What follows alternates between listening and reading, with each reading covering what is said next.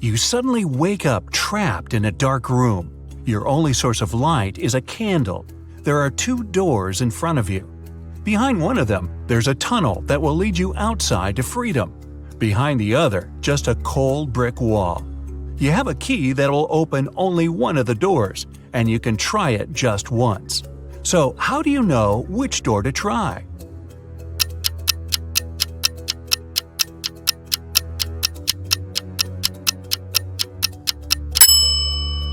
Hold the candle up to each keyhole. The flame will move near the door that leads outside. You escape to freedom, but you need to send some important documents to your friend Beth. You can't mail them in a regular package because the precious papers will get stolen. So you put them in a box and lock it. But Beth doesn't have the key to this lock. How can you send the papers if you can't send the key to the lock separately?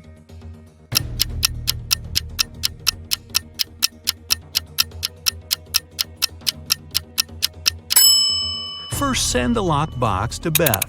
She'll attach her own lock and send the box back to you. Then remove your own lock and send the package again. Beth can then remove her lock and finally open the package. Bad news. You get a call one morning from Beth. She says the crucial documents were stolen from her office. They'd been on the desk the evening before, but are nowhere to be found this morning. You immediately go there to question the employees. In no time, you gather 3 suspects. Sean said he had been at the movies last night. Michael had taken his girlfriend to an amusement park. And Christina was at a prestigious art gallery. Who's lying?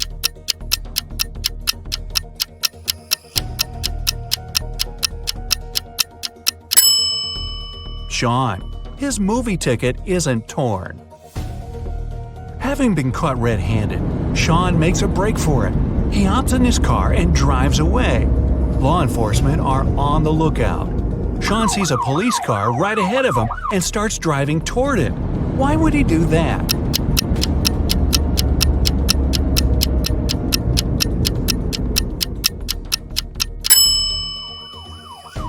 He was on a bridge.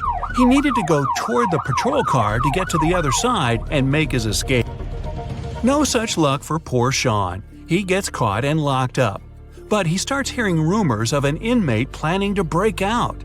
The guards have 2 suspects. First, a quiet bookworm who spends most of his days with his nose buried in sci-fi novels. The second, a big burly tattooed guy who's always working out. Who should Sean become friends with if he wants to get out of here?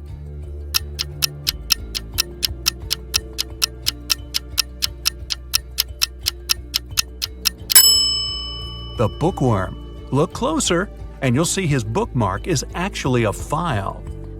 On Friday afternoon, the owner of that same prestigious art gallery discovered that 4 of the most famous artists' self-portraits had been stolen during an exhibition. The police show up to do an investigation, and now they have 3 suspects. Sarah, the artist, said she disappeared into one of the studios to paint. John, the security guard, explained he was just waiting outside and had no idea the portraits were gone. Daniel, the caterer, stated he was at a nearby store picking up extra napkins when the robbery took place. So, who's the thief?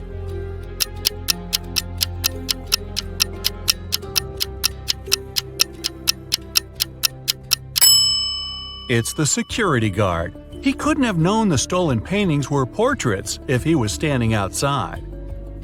As fate would have it, there was another incident that night.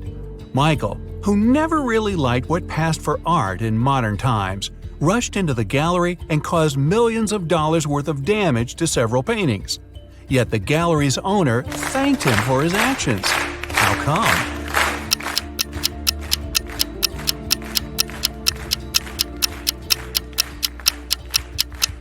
Michael is a firefighter. The water from his hose damaged several masterpieces, but he still managed to extinguish the fire and save many more works. They awarded Michael a big check in gratitude. He heads home just in time to get his 5 kids all packed up for a camping trip that weekend. Mike and his wife are really looking forward to having the weekend for themselves to relax. But when they woke up on Saturday, they discovered the check was missing from their safe.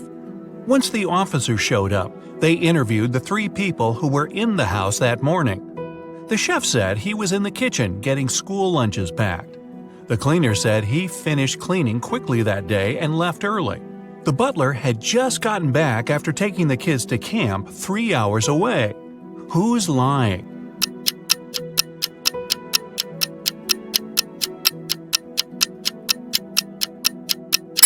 It's the chef. It's Saturday, so there's no school, and the kids have gone camping. Meanwhile, on the other side of town, a scientist is working on something bizarre. He invites Kevin and Claire as blind test subjects for his new serum invention. He gives them each a glass of ice-cold lemonade. Kevin drinks his fast, but Claire apprehensively waits to see the side effects on him first. After 2 hours, nothing happens, so she drinks her glass. 2 minutes later, her skin turns green. If both the drinks had the serum, why was only Claire affected?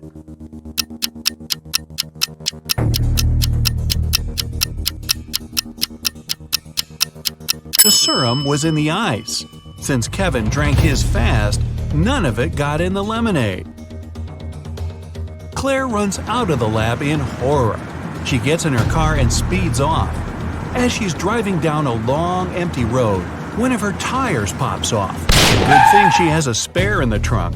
But here's the problem. She now has no lug nuts to put the spare on with. So what should Claire do?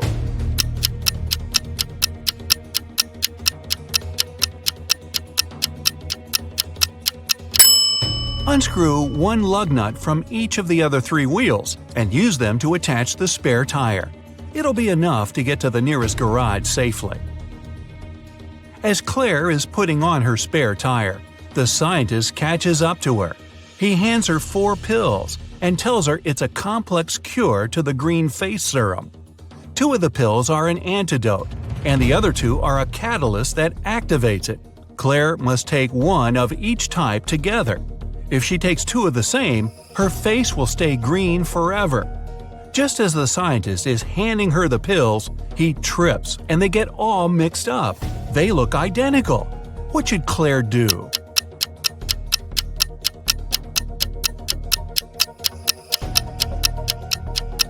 Grind the tablets up, mix all the powder together, and divide it in 2 parts. Each half will have the same amount of catalyst and antidote. It worked, and just in time. Whew! The next day, Claire has a big calculus exam. But funny enough, all the students in the class refuse to take it. Professor Miller can expel only 1 student for skipping the test. All of them know each other's names. If a student knows they'll be expelled, they agree to take the test. How can the professor make all the students take it?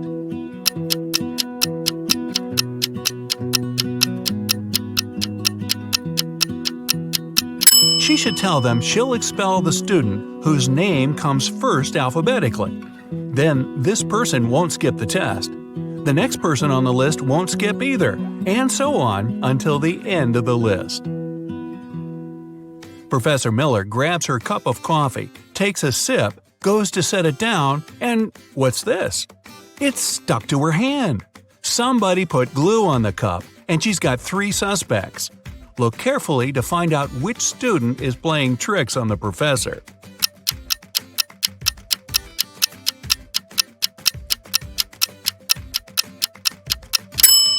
Sure, the first student has an awfully guilt-ridden look on his face. And the second student's smile looks just like pride for a job well done. But look closer at the third student's pocket. Yep, it's the tip of a glue bottle. Professor Miller is so annoyed by her class's shenanigans, she decides to change her career. Wow. She opens a shoe factory. She's so successful that she builds a second one in another city. But despite her success, the problems don't end. Her employees keep secretly taking shoes from the plant. What can she do to resolve the issue?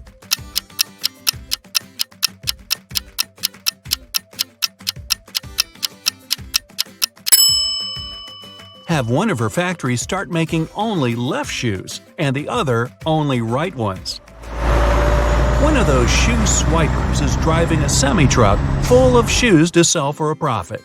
He comes to a tunnel and there's a major problem. His truck is just an inch too tall. But he can still drive through the tunnel. How?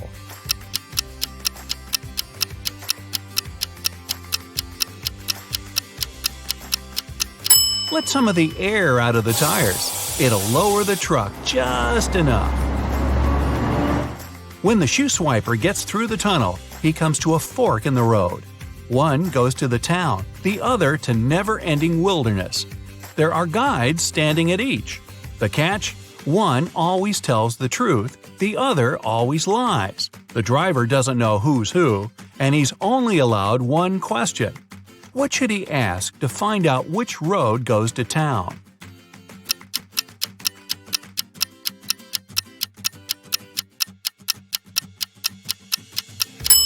Ask either one of the guides which road the other would say is the right way.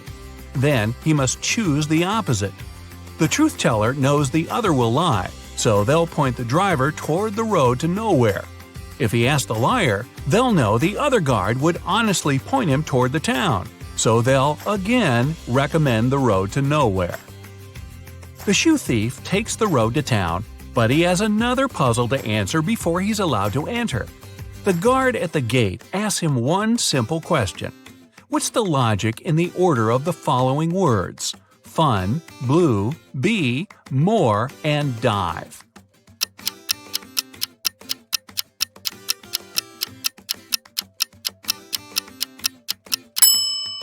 Every word rhymes with its number on the list. Fun 1, blue 2, bee 3, and so on. The shoe swiper finally settles down in this new town. Too bad for him, he can only use a payphone to make calls. One day, the phone breaks. He informs the phone company, but they do nothing. He tries again the next day. Same result. The third time, he finally gets them to come out and fix the phone. So, what did he say?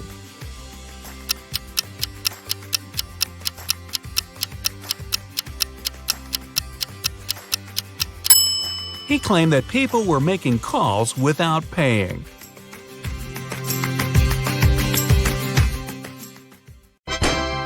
You just entered a riddle-solving competition. The game show host shows you the first riddle you have to answer. Take a look at the image. Who do you think will be able to make it all the way across the line?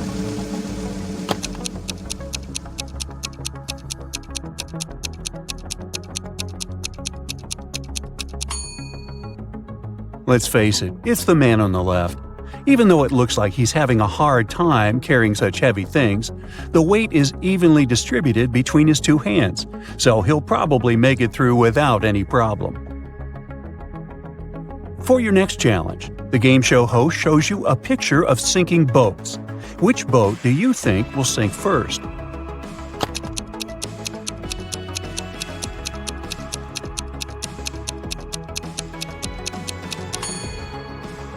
The first boat has 2 holes in it, but somehow it has way less water inside. The second boat only has 1 hole, but look at the amount of water that's gotten inside. It's definitely the second boat that's going to sink first. Since you passed the first 2 rounds, the third one gets a bit harder. Ken was riding on his rollerblades when he fell down and hurt his head. He woke up in the hospital, only to find that 3 Barbies were waiting for him. Take a look at the image. Can you figure out which Barbie is actually Ken's girlfriend?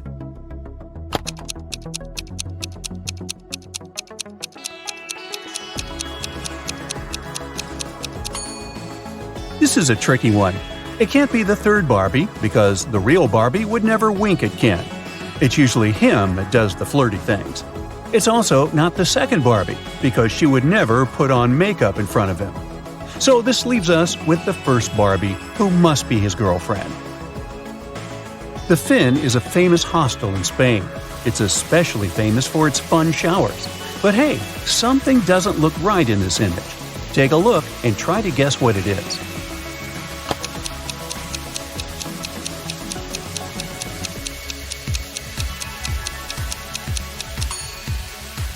The woman on the right is squeezing a ketchup bottle instead of a shampoo bottle. That's definitely weird, huh? For the final rounds, the host picked out a few written riddles for you. The first one is, I speak without a mouth and hear without ears. Am I a microphone, a phone, or an echo? What would you say?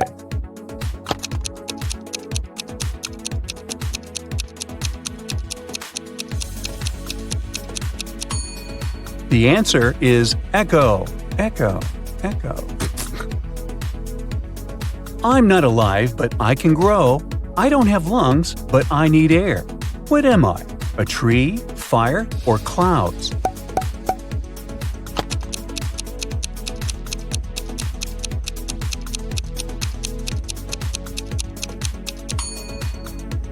The correct answer is fire. Way to go if you chose that. Now, Carol was invited to a Halloween party in an abandoned house. Her friends asked if she was up for a challenge, and she said yes. Soon enough, she was locked inside a room. In this room, there was one door and 3 light switches next to it. Behind the door was an empty closet with nothing but a light bulb. Her task was to figure out which switch controls the light bulb inside the closet. She could flip the switches in whatever way she wanted, but once she opened the door, she couldn't touch the switches anymore. After some minutes of thinking, she was able to get it right.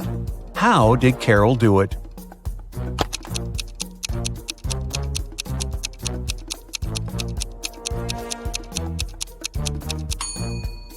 Okay, let's go step by step.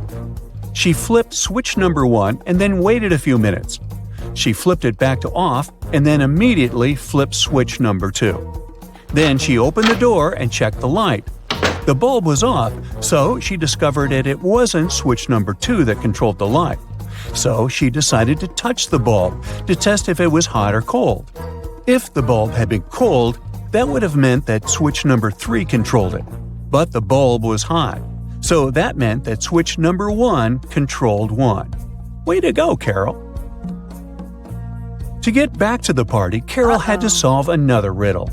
There were 2 hourglasses in front of her. One hourglass measures 7 minutes, and the other one measures 4 minutes.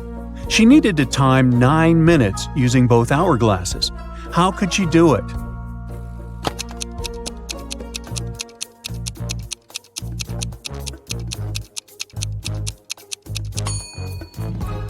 First, she turned both hourglasses at the same time. By the time the 4-minute glass finished, there were still 3 minutes left on the other one. She flipped the 4-minute glass again. When the 7-minute glass was empty, there was 1 minute left on the other glass. And once the 4-minute glass emptied again, there was 1 minute's worth of sand at the bottom half of the 7-minute timer.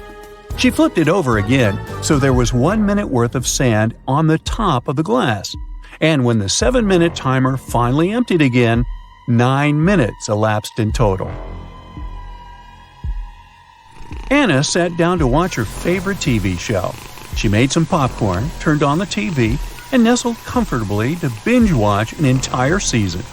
Her cat Pepper sat down next to her, but after 5 minutes of screen time, Anna suddenly passed out. Look at the image. Can you guess what happened there?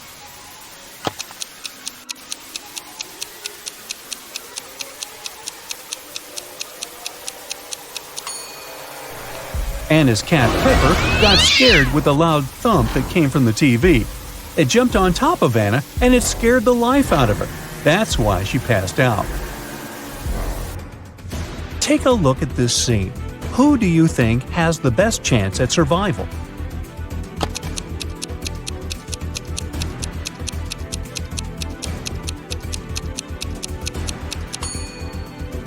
The 2 guys look pretty stuck in there, but the woman on the right might have a chance.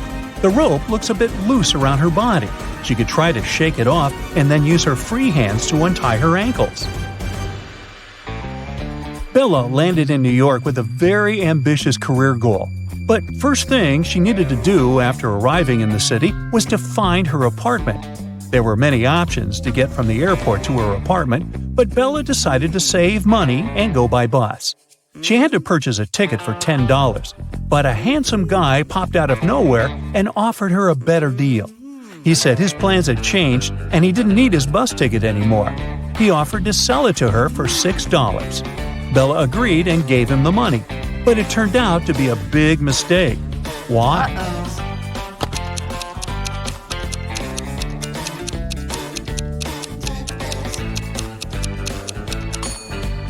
Take a look at the current date on the screen of the vending machine.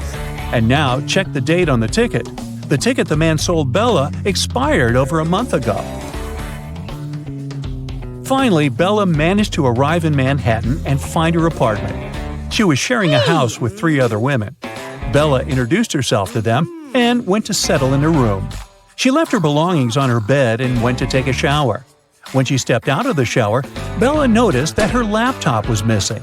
She got furious and decided to interrogate all of her new roommates. Sarah said she had gone out to get a cup of coffee. She even told Bella to ask the doorman of their building since he had seen her leave. Kelly said that she had taken an afternoon nap with her headphones on. She said she hadn't heard or seen anything strange going on inside the apartment. Shannon said that she had gone to the building's rooftop to take some pictures of the city since she was a professional photographer. Can you tell who's lying here?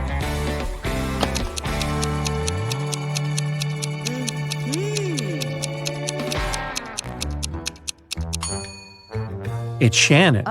If you notice the sign on the lobby, the building strictly prohibits people from accessing the rooftop. Alfred is a supermodel and he just landed his dream job. The biggest magazine in the country invited him to be on the cover of their latest issue. On the day of the photo shoot, he arrived early in the studio. After finishing with hair and makeup, he looked in the mirror and screamed, "Oh no!" His skin was all red. It looked like he was having some serious allergic rash. He called all the assistants he had seen earlier in the day to interrogate them. Amy, the photographer's assistant, said she had been told Alfred was allergic to peanuts, so she made sure to only buy safe snacks. Bo, the makeup artist, said he hadn't touched Alfred's food. He said that right after he finished doing his job, he left for a coffee break. Mary, the cleaning lady, said that she knew how sensitive models could be, so that's why she had only used organic and hypoallergenic products to clean his dressing room. Alfred immediately knew who had contributed to his rash. Can you figure it out too?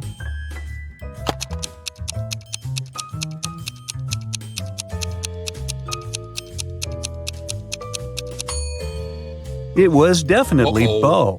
Sure, he didn't have access to Alfred's food, but he was the only one who touched Alfred's face that day. Liv was recording a dance routine for her social media page when a huge portal opened up and swallowed her whole. The next thing she knew, she was stuck inside a big cavern. Out of the blue, a great genie appeared. He told her that she would only be allowed to leave if she figured a way out by herself. As soon as he disappeared, she saw that there were 3 buttons on the wall. There was a red, a yellow, and a green button. On the floor, there was a note that read TDUPT, RNOR, EHEB, and SST. She clicked one of the buttons and managed to open a door on the wall. Can you guess which button she chose?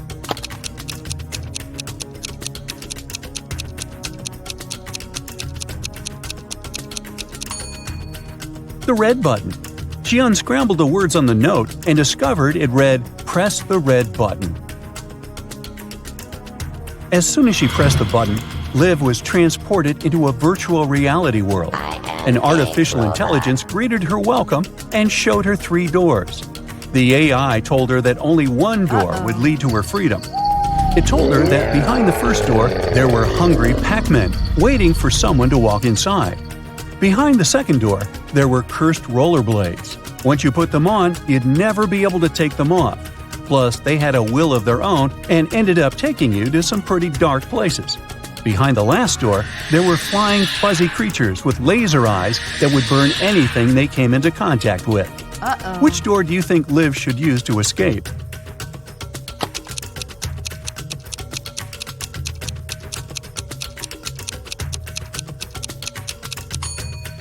Well, she should pick the second door, because she wouldn't be obligated to put the pair of rollerblades on.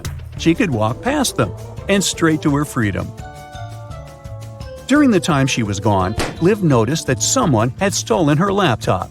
It had all her social media content on it. She figured it must have been one of her roommates, so she decided to take a look around the house and try to find it. Look at these images. The first room belongs to Jill, the second one belongs to Rachel, and the third one belongs to Amy. Can you figure out who stole Liv's laptop?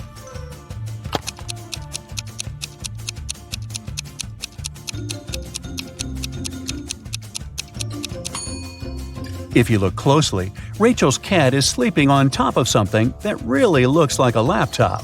It must have been her.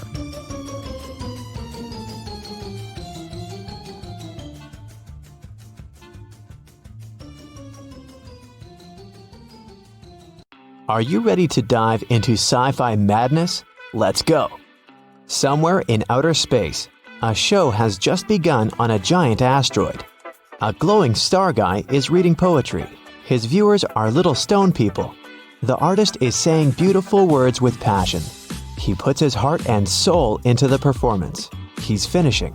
A shining tear is rolling down his cheek. He bows to the audience, but no one is clapping. In fact, they don't react at all. Why?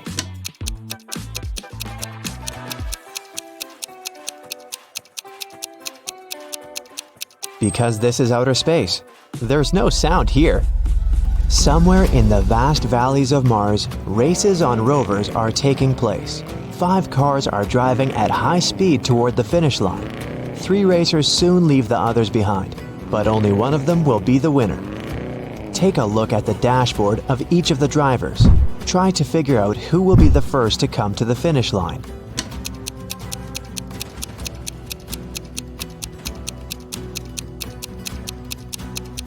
The speedometer arrow on the first rider's dashboard shows the maximum speed, but he won't win because the fuel indicator is flashing. The second racer seems to be fine, but look at the mirror. No one is reflected there. The car is moving without a driver. The third driver will win. Each of these 3 friends is going on a journey. They have already packed their suitcases and filled the tanks of their spaceships. This guy says he wants to visit Neptune. That girl is going to check on her friends who live on Mars. This man is flying to Venus. Which of them is lying?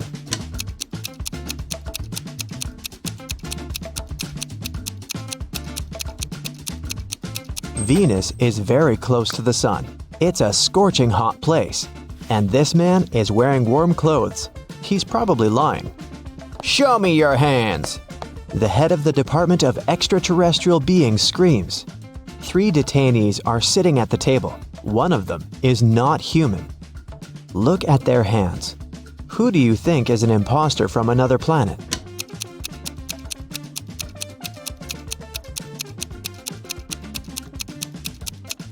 Yeah, this guy has 6 fingers, but there are people on Earth who have such hands. Look at this girl. She has shining green eyes. Apparently, she's not from our planet. 3 wanderers are walking on the dark side of the moon. They're tired and lost. Fortunately, a rescue spaceship spots them. The travelers beg to take them on board, but there is only one seat. The first wanderer carries a heavy box with meteorite rocks. He's tired and can no longer walk with this load. The second guy carries nothing, but he looks sick. The third wanderer says he's exhausted because he's extremely thirsty. He hasn't drank for 2 days. Who really needs help?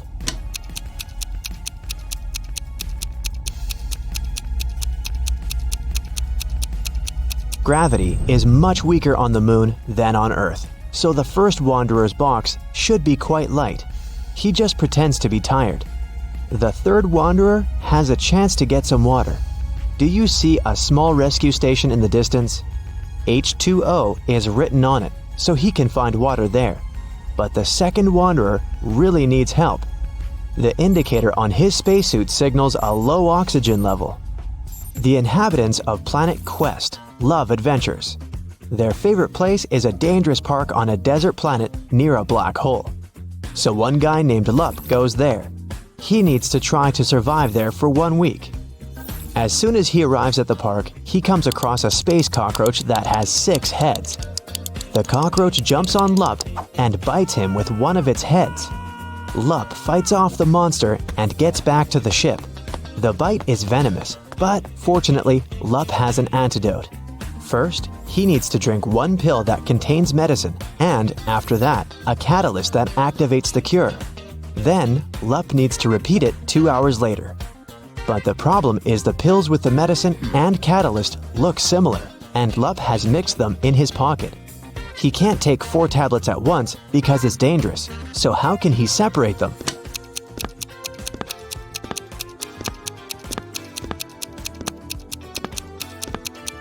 Lup needs to crush all the pills and divide the powder into 2 equal parts. One is for now, and the other he'll swallow 2 hours later. There will be the same amount of catalyst and antidote in each part. You're on planet Veveki, in the Purple Pencil Nebula. Right now you're wandering through a dark forest. The trees are covered with pieces of toilet paper instead of leaves. You know you have company in the woods, a werewolf. You come to a rocky cliff and see 3 bridges leading to the other side of the forest. There are people on every bridge. Which one is the werewolf?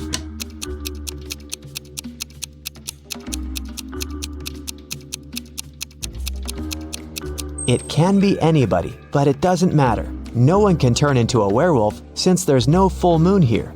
This is not Earth, remember? A dwarf planet illuminates the sky. Welcome to the moon again. Right now, you witness the most incredible jumping competition. Thanks to the weak gravity on Earth's natural satellite, athletes can jump really high. But which of them will jump the highest?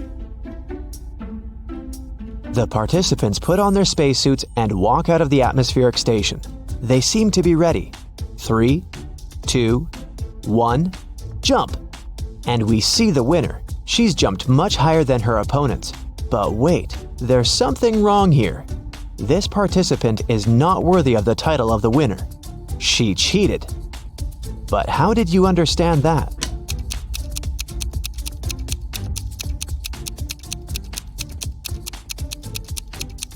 It's a hologram. All the participants left footprints on the ground after jumping and landing. But this girl has left no traces, which means she's not real. On the shore of Molten Gum, far away from the village of Talking Stones, there's a big house. This building is different from all others in this neighborhood since it exists in 2-dimensional space. The owner is a rich architect, Mr. Ali Lee Bulb, who has just woken up after a 90,000-second nap. He finds a broken diamond banana in the kitchen. Mr. Ali Lee Bulb gets angry and calls everyone who was in the house while he was sleeping. He's going to find out who broke his amazing piece of jewelry. Big closed eye, cardboard giraffe with glasses, and 3-headed pelican come into the living room. Tell me who broke the banana. Mr. Ali Lee Bulb says. I didn't do that. I was visiting rich old people in their dreams, Big closed eye tells him. I was watching the Liquid Laughter 3D movie in the living room all this time, the giraffe says. I have no idea who I am and what's going on here. I haven't touched your banana, said one of the pelican's heads. Mr. Ali Lee Bulb immediately realizes who's lied to him. And you?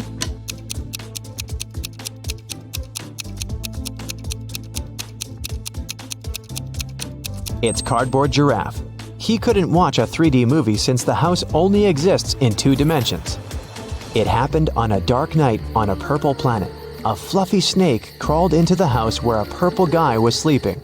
It bit him, and the purple guy decided to go to a hospital. He told the doctor everything. She looked at the guy attentively and told him the snake hadn't been venomous. How did she know that?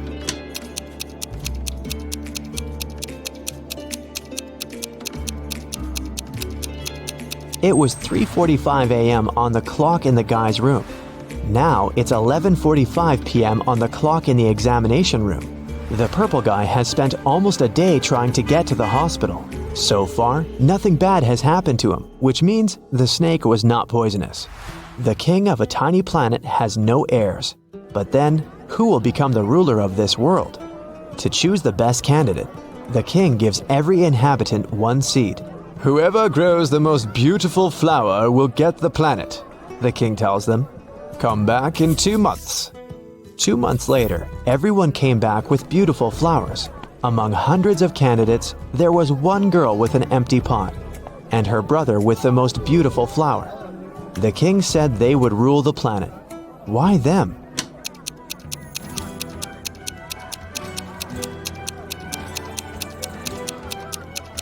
All the seeds were fake, and the girl didn't want to deceive the king by replacing the seed.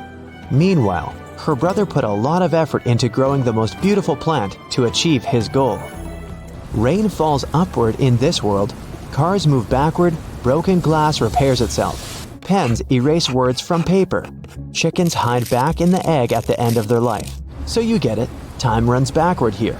But something is wrong in this world. What is it? Try to look beyond the picture you've just seen before answering.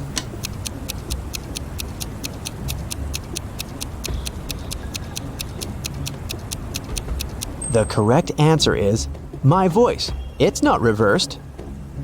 Space monsters are chasing you inside an abandoned space station somewhere at the edge of a faraway galaxy. They're stretching their toothy tentacles towards you. Fortunately, you manage to jump into a rescue ship and get out of there. Suddenly, you realize that the ship has no brakes. There's an asteroid belt to your left. A small black hole is on the right, and a red star is in the middle. Which way should you choose?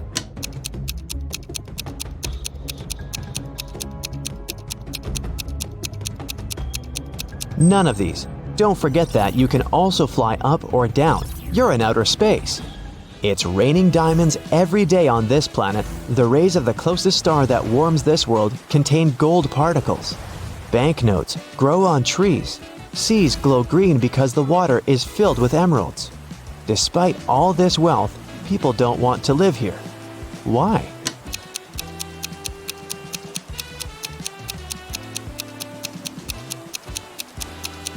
Gold particles in the air can damage human lungs within seconds.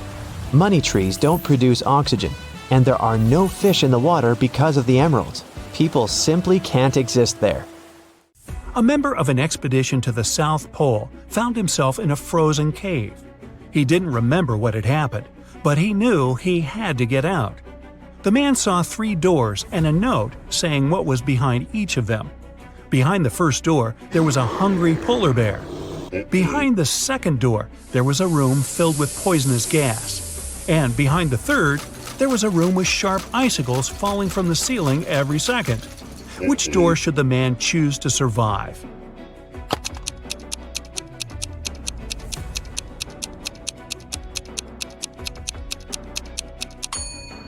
He should pick the first door. He's at the South Pole. There are no polar bears there. After classes, Nora stayed at the university. She needed to finish her project. She was sitting in the hallway. Soon she got hungry. The girl went to grab some food and left all her stuff behind. When Nora returned, she checked her things and called the police. She told them what had happened and reported her wallet stolen. There were 3 other students nearby. All of them were questioned. Kennedy said she had been texting her friends. Ethan said, "I did sit close to Nora for a while, but I didn't see or touch her wallet." Gabriella said she had been in the classroom and just walked out a couple minutes before. The detective listened to them and left without arresting anyone. Why?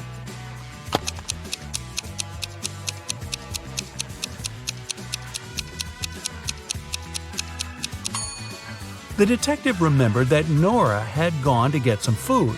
It means the wallet was with her and couldn't be stolen. The girl lied. 3 women, Sarah, Milla, and Eleanor, went shopping. 2 of them are pregnant, and 1 is a professional watermelon thief. Yeah, I know, but just humor me. Can you tell which one stole the watermelon?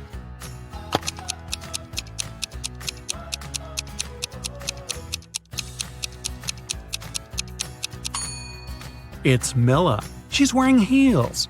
It's not the kind of shoes pregnant women would wear. Aurora was spending her summer in the countryside. She often took long walks in the forest alone. One day, she saw a huge mansion. It was obvious no one lived there, so she entered the house. It was dusty inside, but still beautiful. Aurora took some pictures and left the place. When the girl came back home, she looked through her photos. She wanted to pick the best ones to post on her social media, but then she saw one of the photos and screamed. Take a careful look at this photo. Can you see what scared her so much?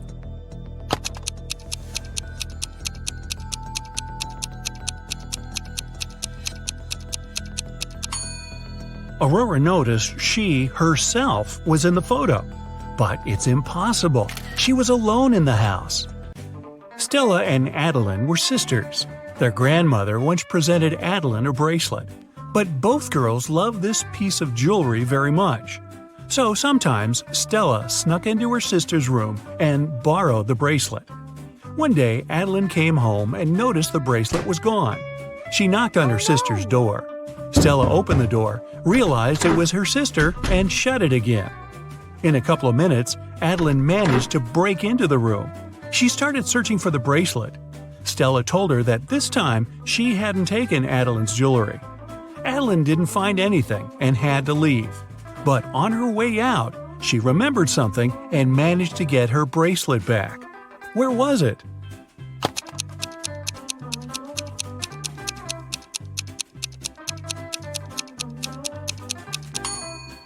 When Stella opened the door, she had her hair down. But later, she already had her hair tied up. In those few minutes, she made a bun and hid the bracelet in her hair. On a rainy summer night, Mrs. Miller came home after work.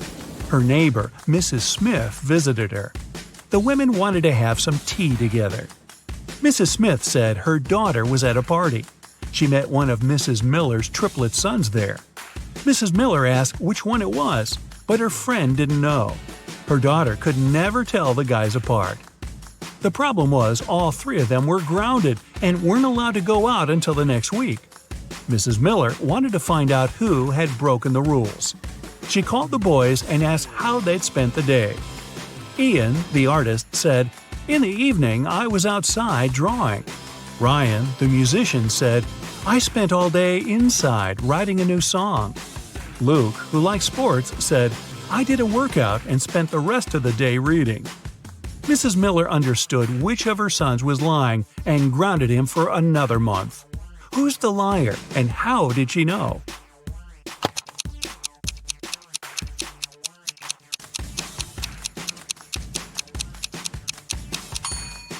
Ian lied. He said he had been drawing outside, but it was raining.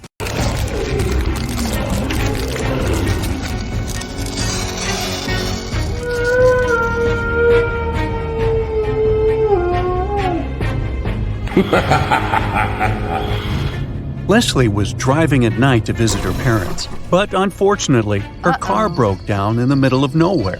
She decided to walk around to find some help and came across an eerie-looking house.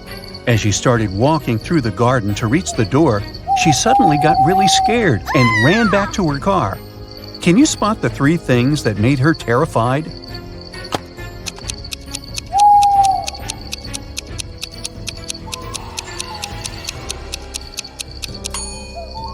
Look at the statue at the center of the fountain. Its eyes are moving left and right. Secondly, do you see the skeleton hands that are trying to crawl out of the ground? Creepy. And on top of everything, the black cat here has a snake tail instead of a regular one.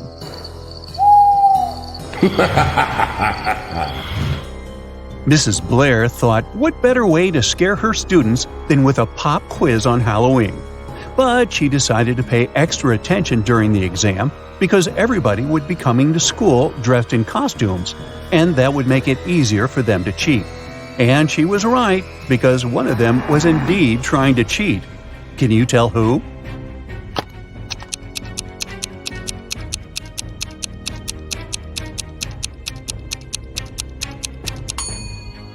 Look, this girl here is hiding a piece of paper with the answers under her witch's hat. On Halloween night, Amanda was playing Truth or Dare with her friends. When it was her turn, they challenged her to enter the old mansion, which not a single soul in town dared to enter before. She accepted the challenge and went inside. But suddenly, the door behind her closed on its own and got locked. Then a skeleton butler greeted her and said, "You're not welcome here, but you can leave if you know my riddle. In the darkest night, I come to life. My eerie gaze causes no strife. What am I that lights the way when monsters and goblins come out to play?" Can you help Amanda?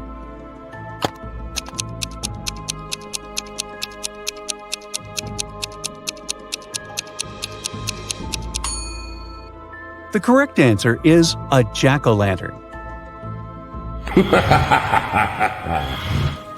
Amy was invited to a Halloween party in her neighborhood.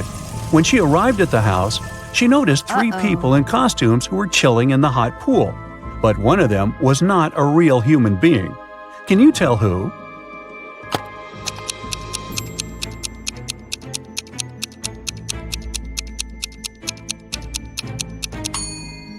Well, the first girl in the witch's costume and the second guy with fangs look scary, but they're only wearing makeup.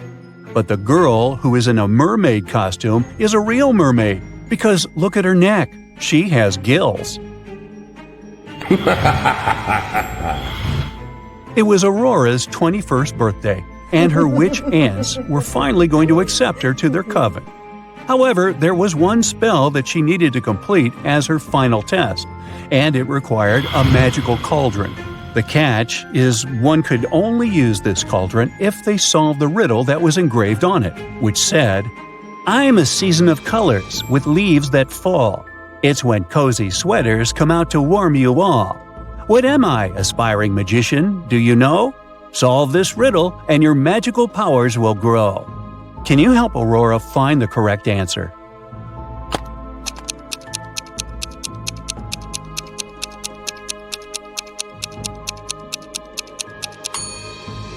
The answer you're looking for is the season of autumn. Take a look at these two women who are preparing the dinner tables for their Halloween party, but one of them has nefarious intentions. Can you tell who is the dangerous one?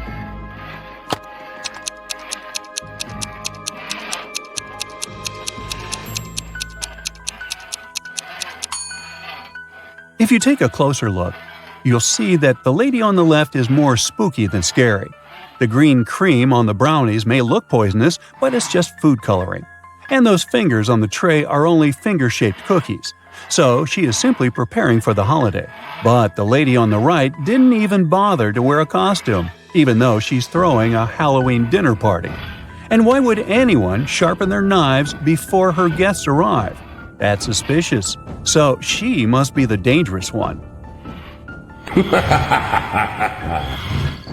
The young witch, Elaine, who lived in a deep enchanted forest, was invited to her coven's Halloween gathering. Unfortunately, her broom was broken, and the only other way she could get to her destination was through drinking the teleportation potion.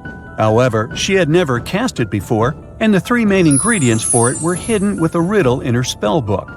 The first one was, "In the shadows I quietly grow, not a plant nor an animal you know. After rain I might start to bloom, often found in a forest gloom." Can you tell what the first ingredient is?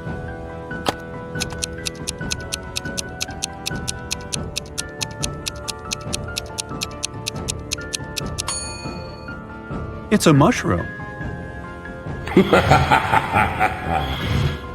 The riddle for the second ingredient went, "I'm as light as air, soft to the touch. Upon a bird's back, I don't weigh much. I help a creature soar high and free, yet I fall to the ground for all to see. What am I?" Do you know the answer?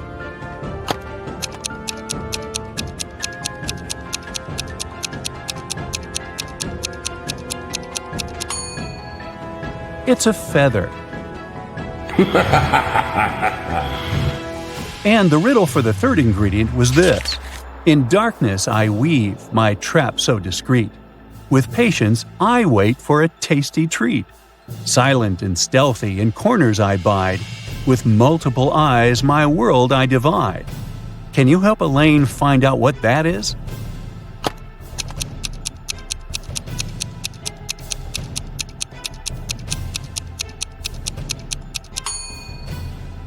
The answer is a spider.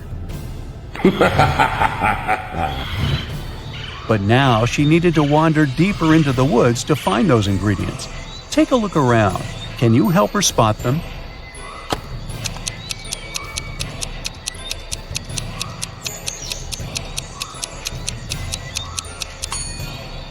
There's the mushroom under these flowers. The bird's feather is here, hidden behind the flowers. And the spider is climbing up this tree. One famous club in the city was organizing a Halloween party, and Jenny and her friends were going to go. Inside, there were 2 different counters from where they could get their drinks. But one of these bartenders is dangerous. Can you tell which one?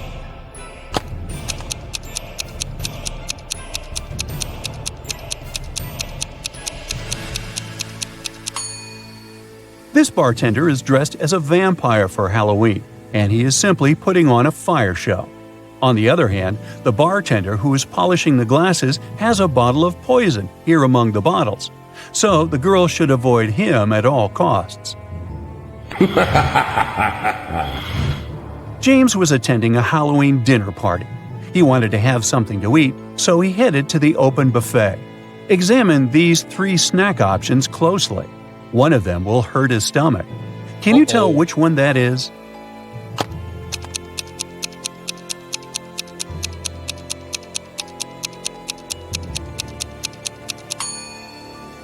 The first cupcakes might look like they're dripped in blood, but it's just cherry-flavored glaze.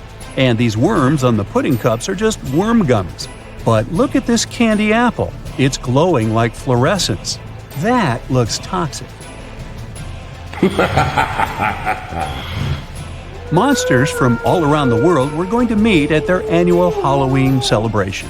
But the word was out that a human heard about it and was planning to crash their party. So they placed a monster security at the entrance of the venue. The security was suspicious of these 3 creatures. Can you help him figure out which one of them is actually a human?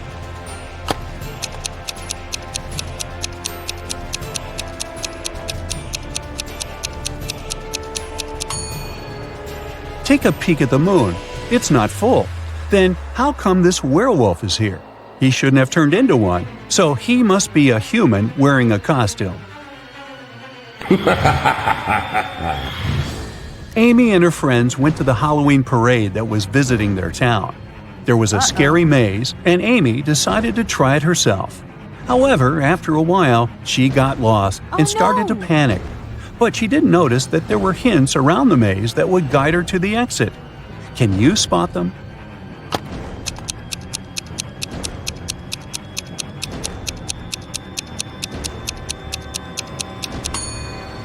Look at these bricks on the maze walls here.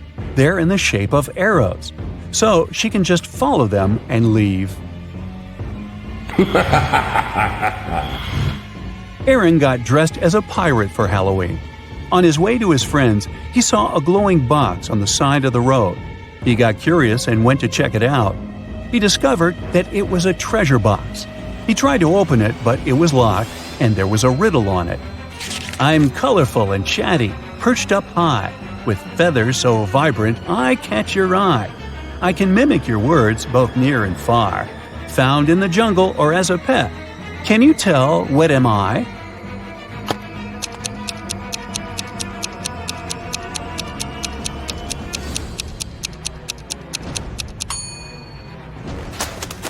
It's a parrot.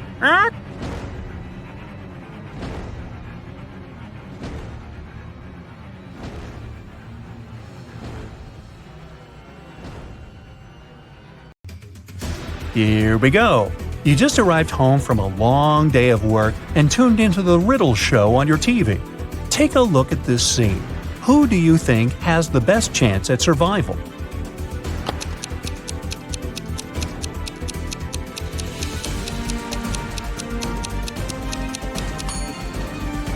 The 2 guys look pretty stuck in there, but the woman on the right might have a chance.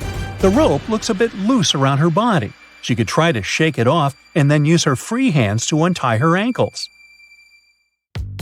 Which one of these definitely isn't human?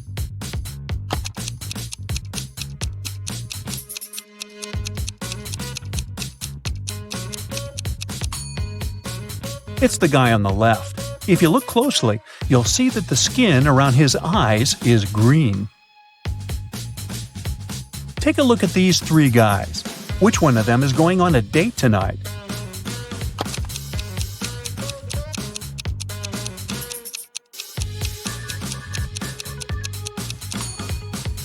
It must be the guy in the middle. He's holding a chocolate box in the shape of a heart. It's wrapped with a bow and everything. Alice, Beth, Cece, and Diana are standing in line to get a new video game. Alice is standing between Beth and Cece. Cece is in front of two people, and Diana is standing in front of her. Can you say the exact order in which the girls are standing?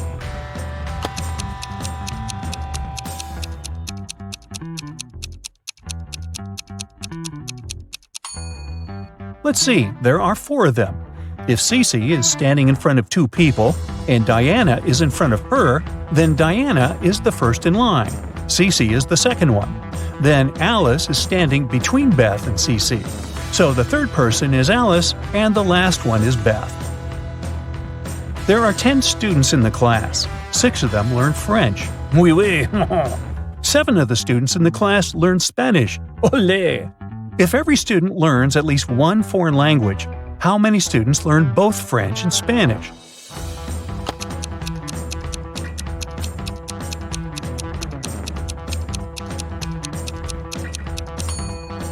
This is pretty simple math.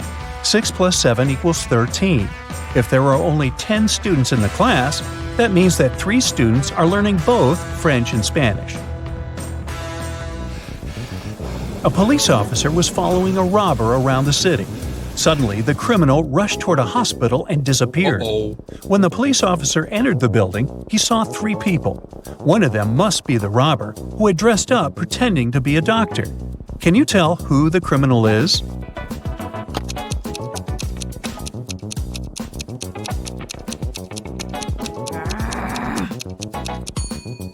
It's the girl on the left. Look at her shoes. They're dirty. She probably didn't have time to clean or change them. Theo was getting ready for a job interview when the lights in his apartment went off. He was in a rush and didn't have time to wait for the lights to come back on. He was almost ready. He only needed to put on his socks and boots. Theo had socks of 3 different colors: black, white, and gray. He didn't care what color his socks would be, but he needed 2 socks of the same color. How many socks should Theo take to make sure there would be at least one matching pair?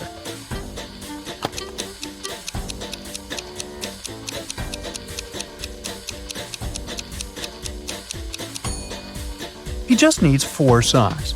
Even if the first 3 socks are different colors, the 4th sock will probably be either black, white, or gray, matching one of the others.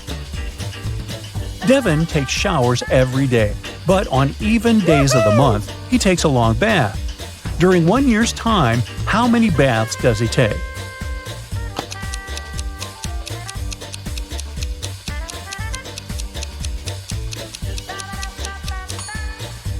Well, let's see. Except for February, all months have 30 or 31 days. In each month, there are usually 15 even days. For starters, we should multiply 15 by 11, which gives us 165 days. If we count February as having 14 even days, then the total number of baths Devin takes in a year is 179. This is Allison, and one of these 3 men is her boyfriend. Can you tell who?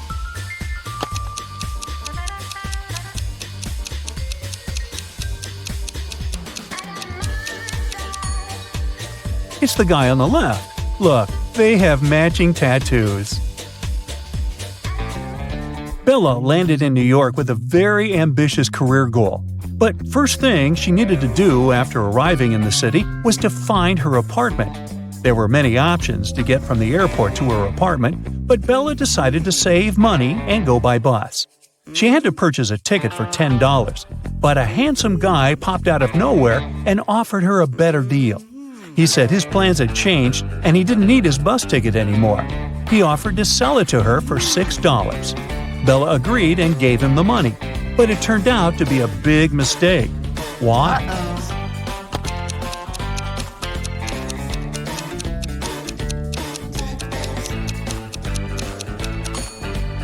Take a look at the current date on the screen of the vending machine. And now check the date on the ticket. The ticket the man sold Bella expired over a month ago. Finally, Bella managed to arrive in Manhattan and find her apartment. She was sharing a house with 3 other women. Bella introduced herself to them and went to settle in her room. She left her belongings on her bed and went to take a shower. When she stepped out of the shower, Bella noticed that her laptop was missing. Oh no! She got furious and decided to interrogate all of her new roommates. Sarah said she had gone out to get a cup of coffee. She even told Bella to ask the doorman of their building since he had seen her leave. Kelly said that she had taken an afternoon nap with her headphones on. She said she hadn't heard or seen anything strange going on inside the apartment. Shannon said that she had gone to the building's rooftop to take some pictures of the city, since she was a professional photographer. Can you tell who's lying here?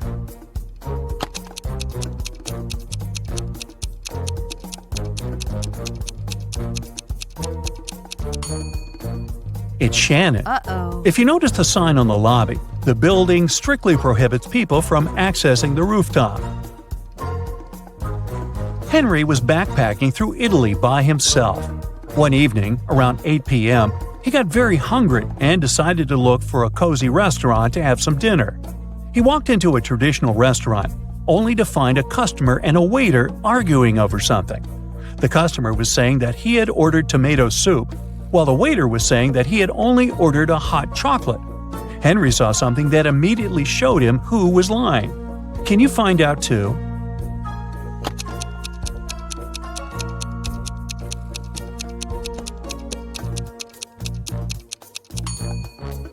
The customer is lying. Behind him, there's a huge sign that says the restaurant only serves soup from 1 to 4 p.m. Since it was 8 p.m. in the evening, the waiter would have never accepted the customer's order in the first place. These are Julia and Maria. They are both very attractive young women who have no trouble finding boyfriends.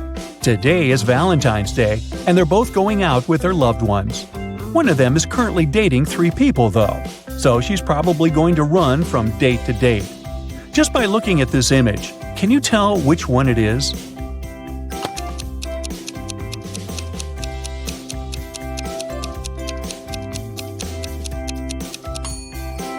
It's Maria, the one on the left. If you look at her workstation, she's got 3 presents lined up, one for each person she's currently seeing. Hey, who am I to judge? Dave, an archaeologist, traveled to Egypt on a very special mission. He spent days excavating ruins hidden under miles of sand, and the only thing he found was a coin marked 10 BCE. When he showed it to his colleagues, they told him the coin was a fake. Why?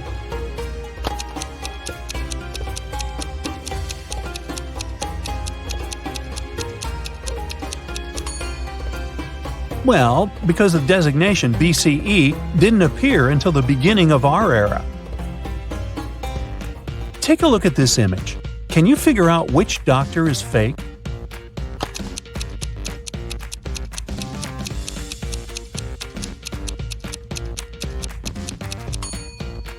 It's the guy on the left. He's got headphones wrapped around his neck. Something's not right there. Harry and Terry's girlfriends went away on a business trip for the weekend. During the whole time, the couples were texting and sending each other pictures. On Sunday morning, both girlfriends asked their boyfriends to send a selfie of where they were. Harry sent a selfie smiling inside the kitchen. Terry sent a selfie of himself in the bathroom. One of the girls knew immediately that their boyfriend was cheating. Who was the cheater, and how did the girlfriend know?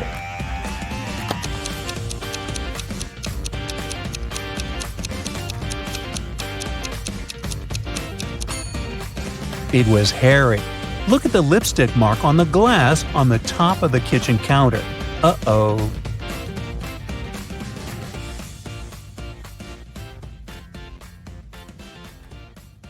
Jessie is a mom of 3 who works as a detective.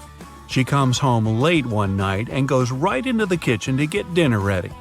Waiting for her in there, a huge mess. Looks like someone already had their dinner, a chocolate pasta sandwich. She doesn't let her kids eat that kind of stuff. So she goes upstairs and rounds up all her kids. Katie, Serena, and Hannah are all busy doing their homework. They all deny eating chocolate pasta, but she still knows who it was. Who's lying, and how did Jessie know?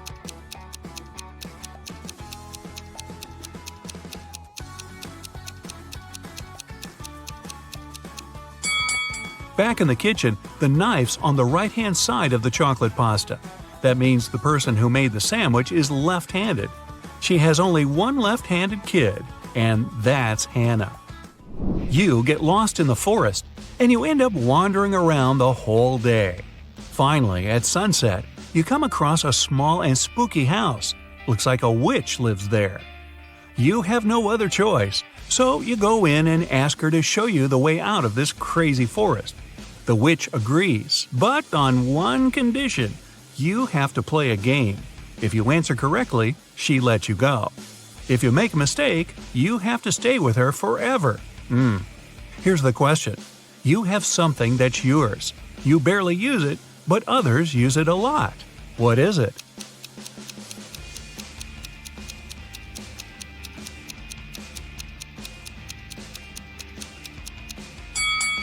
It's your name. You're abroad, enjoying the sun and a much-needed vacation. One day at the beach, you meet a beautiful woman and spend the whole day with her. In the evening, you ask her if you can meet again tomorrow. She smiles and says yes, if you can guess where she comes from. But she really likes you, so she gives you a hint. The place I'm from is 2 of Armenia, 1 of Germany, 2 of England, 1 of Turkey, 2 of India, and 1 of Australia. Can you guess where she's from?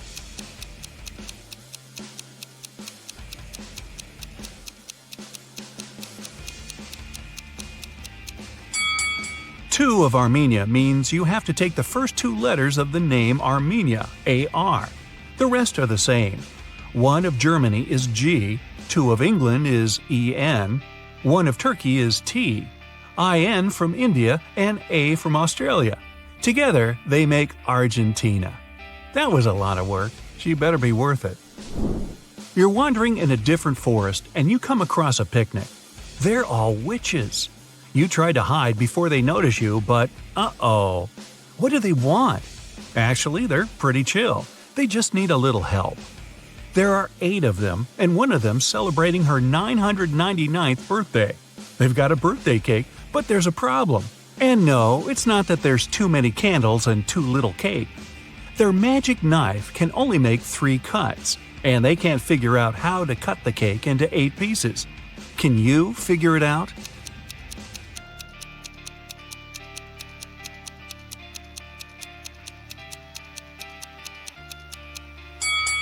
First, cut the cake in half. Then make another cut so there are 4 equal pieces. Now, cut the cake sideways through the middle so it has 2 layers. Now, everybody gets a piece. Helena finally got herself a new guitar. She wanted to play it right away, but she had school. She locked it in her room and left. When she got home that evening, the guitar was gone. Her family was kind of fun. They were always pulling pranks on each other. She asked everyone about her guitar. Here's what they said. Her mom said she hadn't even seen the guitar. Her dad said he saw it when he walked past her room, but then he didn't go in because he had a lot of work to do. Her brother said he was at home, but spent the whole day downstairs. Helena solved the mystery instantly. Can you figure it out?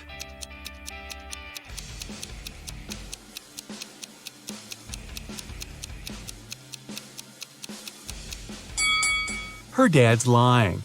He said he saw the guitar while walking past her room, but that would be impossible. She locked the door on her way out. Mrs. Miller left the house and put a $100 bill in the dining room for her son. But the son said he never saw the money. There were 3 other people in the house that morning: Stephen, the gardener, Bill, the cook, and Molly, the housemaid. Steve said he saw the money, but he's an honest man. He'd never take it. Bill said he spent the morning in the kitchen and didn't see the money at all. Molly said she had to open the kitchen window but didn't want the bill to fly away. So she put it in this book between pages 35 and 36. Can you tell who's lying?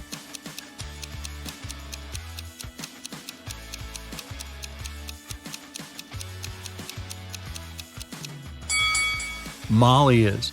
She couldn't have put the money between pages 35 and 36. They're two sides of the same page. Kevin's a single father of 4. He was working late one evening and got a call from a neighbor. The neighbor just saw one of his daughters walking around with her friends in a totally different neighborhood. It was dark, so the neighbor couldn't tell which daughter it was. When Kevin came back home, he asked his daughters which one of them was out after dark. Lily said she was reading all evening. Madison said she was playing Uno. Riley said she was in the backyard in the pool. Ava said she was talking to a friend in her room. Kevin immediately knew who was lying. Do you?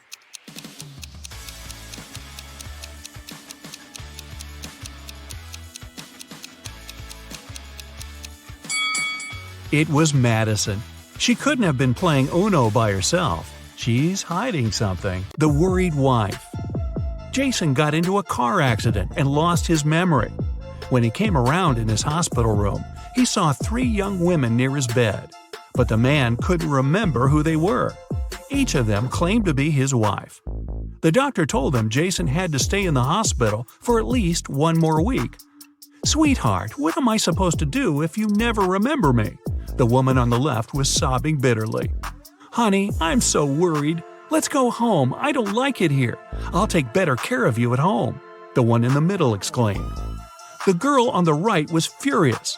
"They're trying to steal you from me. Let's leave this place right away." Which lady is the man's wife?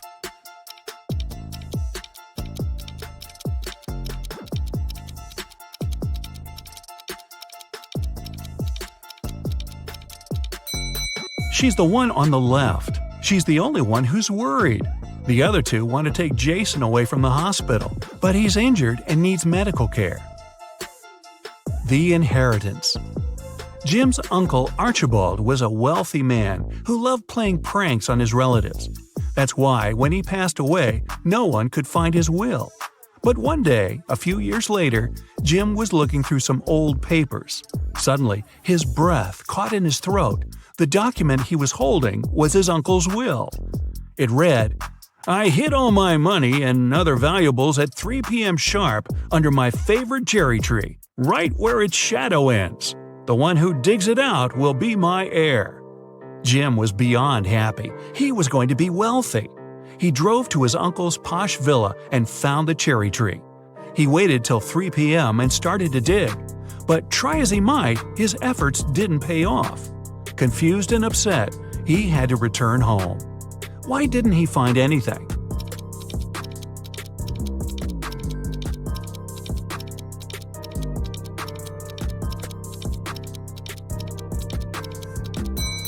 It's been several years since Jim's uncle hid his valuables. The tree has grown taller, and its shadow has become longer too. Who's poor? These 2 girls are putting on their makeup and getting ready to go out and have fun. They're using pretty much the same things: lipsticks, cosmetics, clothes. Their phones look similar too. But one of these girls is poor. Who is it?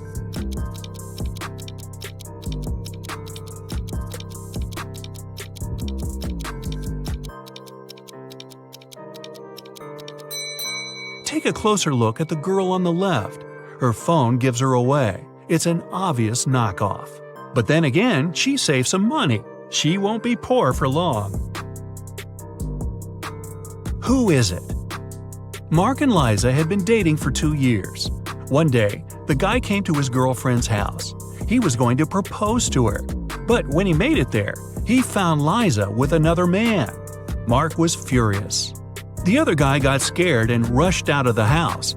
Liza was shouting it was her brother, but Mark knew better.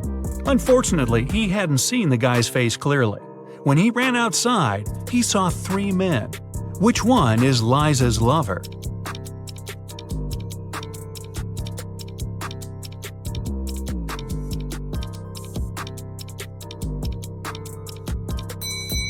It's the guy on the left. It's freezing outside, and the other 2 guys have red cheeks and noses.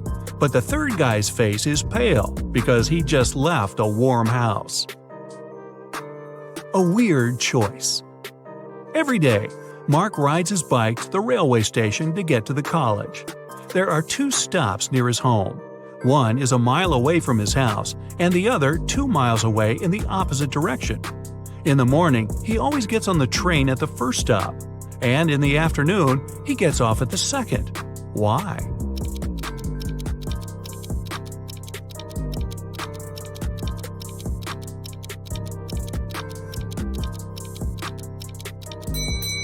Mark's home and the stations are on the hill, and this method allows the guy to ride his bike down without any effort. A money problem. A notorious criminal caught rich businessman Brian and locked him in a room.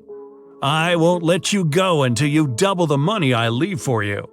And the criminal put $5,000 on the table. By the time he returned, Brian had already doubled the money. He hadn't left the room or communicated with anyone. Then, how did he do it?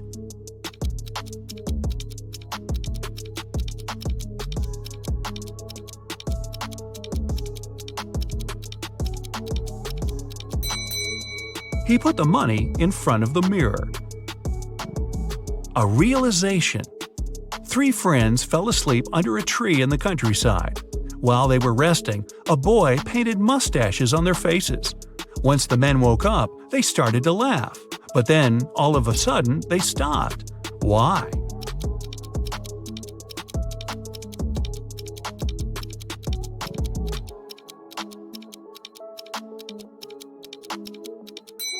At first, they saw the mustaches on their friends' faces and found it funny. But then, they realized their friends were laughing too. It meant they had mustaches on their faces as well. If it's raining at midnight, can you expect that in 72 hours it'll be sunny?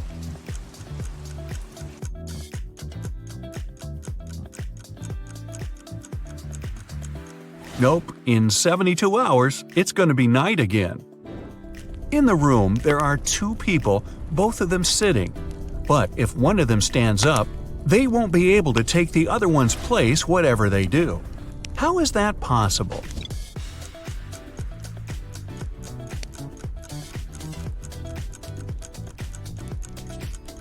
The second person is sitting on the first one's lap.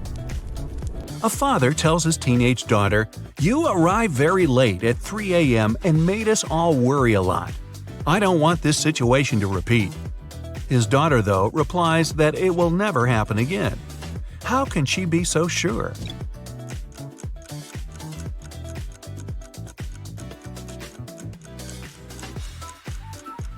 The father was talking about the birth of his daughter. An art expert paid big money at an auction for a painting that he knew didn't cost anything. He was an honest man and didn't have any criminal intentions. Why did he buy this picture?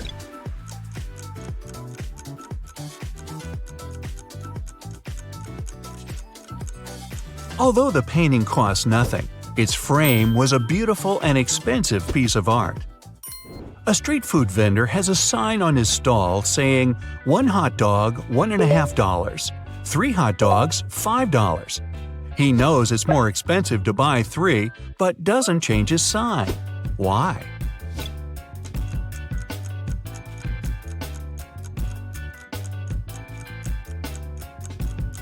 Each time a customer saw his sign, they would buy 1 hot dog, then another, and then a third one, totaling up to $4.50. Thus, everyone's happy. The customers think they're clever, and the vendor gets his sales up. During a fire, a bank was robbed.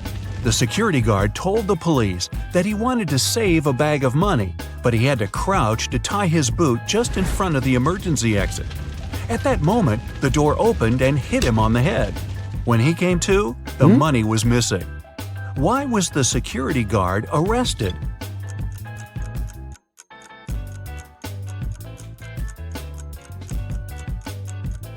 Well, all emergency doors open outwards.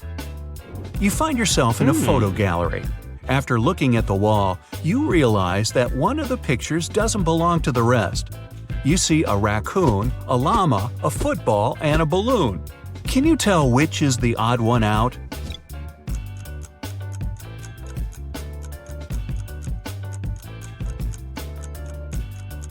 It's the llama picture. The other three objects have two double letters in their names, but the llama only has one double. There's a barrel of water in the yard. You look inside and say that it's more than half full, but your friend argues that it's less than half full. How to figure out who's right without using any measuring tools or removing water from the barrel?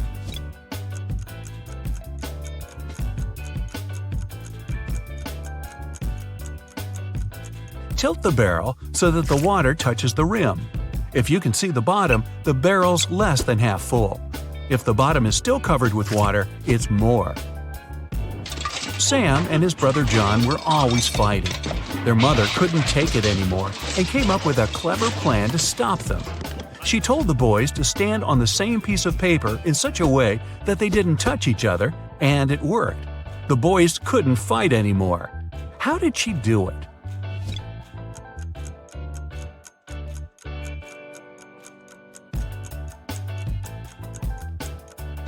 The woman slipped the paper under a closed door and made Sam stand on one side and John on the other. There is a bridge that is 1 mile long. It can hold only 5,000 pounds at one time. That's exactly the weight of the truck that's crossing it. The truck reaches the middle of the bridge and stops. Suddenly, a bird lands on the truck. Is the bridge going to collapse?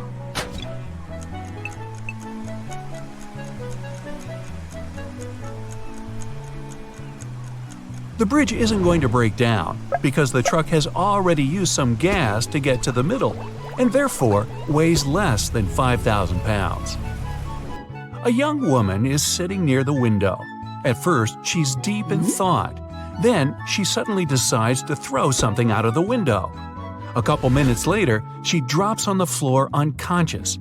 She's perfectly healthy and isn't prone to sudden faints. There was no one outside to have hit her either. So, what happened?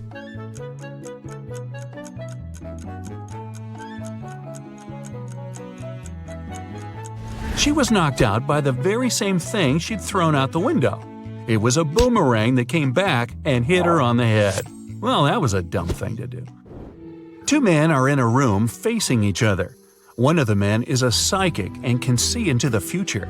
He predicts that in 10 minutes, the other man will be hit on the back of his head. Of course, shocked and paranoid, the other man can't stop staring at the clock on the wall. And exactly 10 minutes later, he's lying face down on the floor. How could it happen?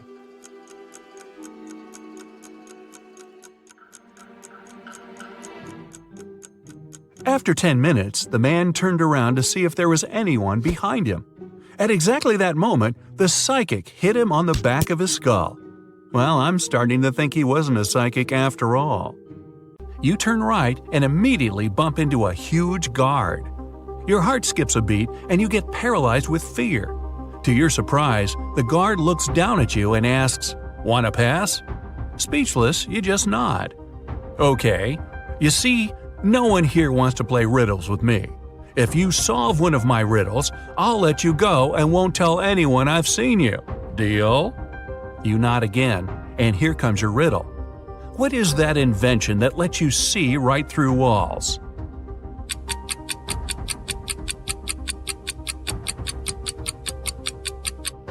That's a window, of course. The guard smiles and says, "Beware of the vampires." Then he moves aside, letting you go. Wow, that was close. And vampires? This gives you chills, but you have to keep moving and get out. And again, another door that requires a passcode. Can you crack it? There's a hint again. You should continue the sequence. OTTFFSSENT.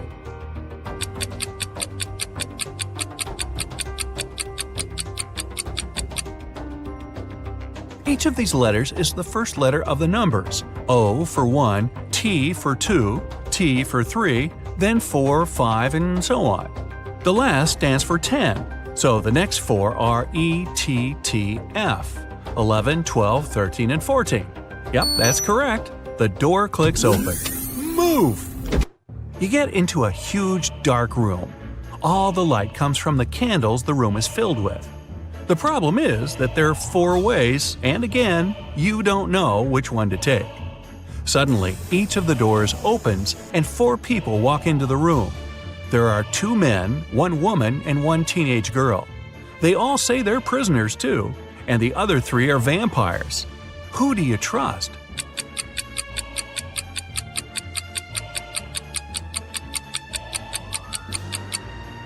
You should trust the second man. He's the only one who casts a shadow from the light of the candles. The other 3 don't, so they must be vampires. So you rush to the man and you shut the door behind yourself. It'll probably slow them down for a while. As you're running, the man tells you he's been here for at least 3 days. The next obstacle is something he couldn't solve by himself, so he couldn't get out.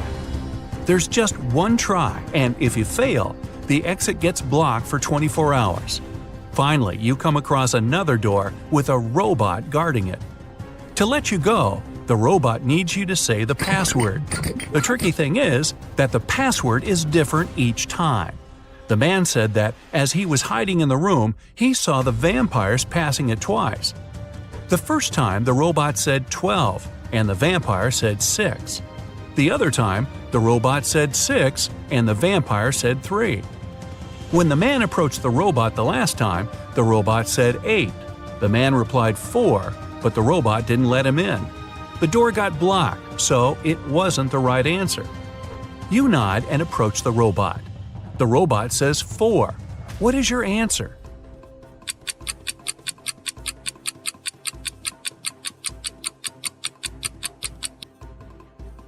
The answer is 4.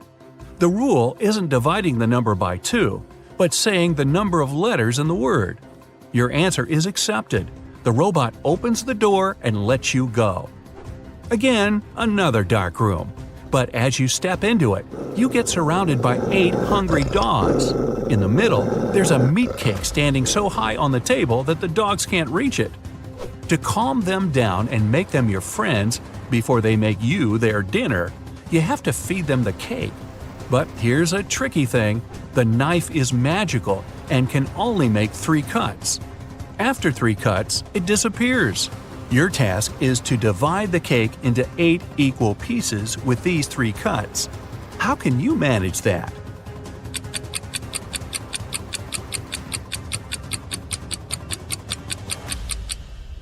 With 1 cut, you cut the cake in half and get 2 pieces. Then you make another perpendicular cut and get 4 pieces. With your last move, you have to cut the cake in the middle horizontally, splitting each of the 4 pieces into 2 at once. Great job! Alright, John is finally at the study door, and Carl would always use buttons to open it. You've got only 1 try. There are 3 buttons, yellow, green, and blue. Which one should the detective choose if he knows that Carl is a big fan of painting?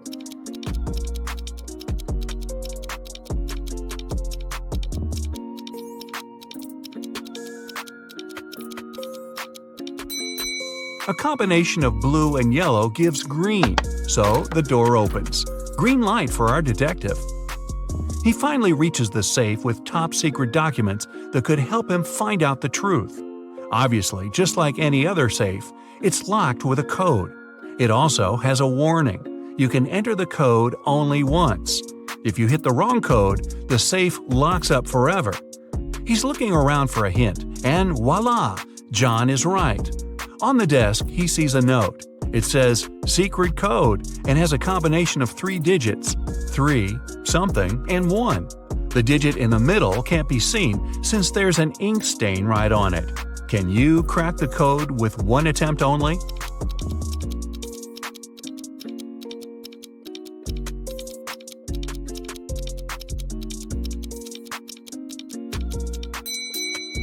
The code is 371. The detective thought the code was used frequently, so the button must have been a bit worn out. He was right. Since he knew the beginning and the end, he only needed to find 1 more worn button. Alright, now he's got the top-secret documents he needed for his investigation. He looks through all the papers and finally finds something that looks like the document he actually needed. To take it as a hard proof, he needs to find one which is not fake. There are 4 copies. They look almost the same, but only one is real. Can you guess which one?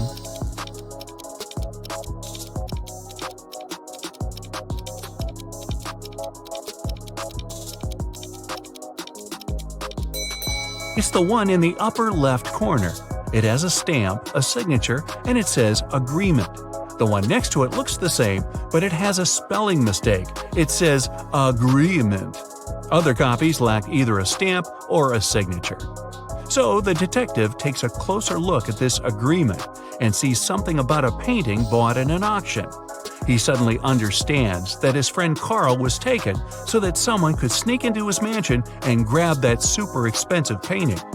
He's looking at the wall with all the paintings Carl collected and realizes that no painting is missing. There are as many nails in the wall as there are paintings. Still, there's something strange about one of them. Can you spot what's wrong here?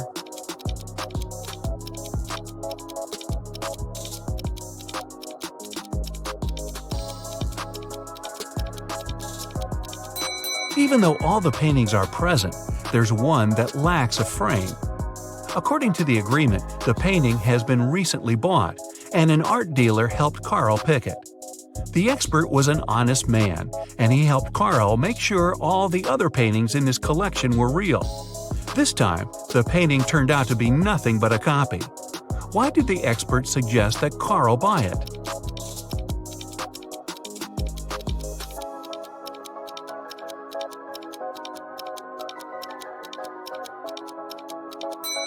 Although the painting cost nothing, its frame was a beautiful and expensive piece of art.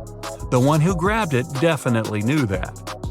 Now it's all clear. John has to find both Carl and the precious frame. He goes outside, trying to deduce where the person who took Carl went. Carl is looking at all the tracks on the ground. He needs to follow one of them to understand where to look for Carl. Where should he go?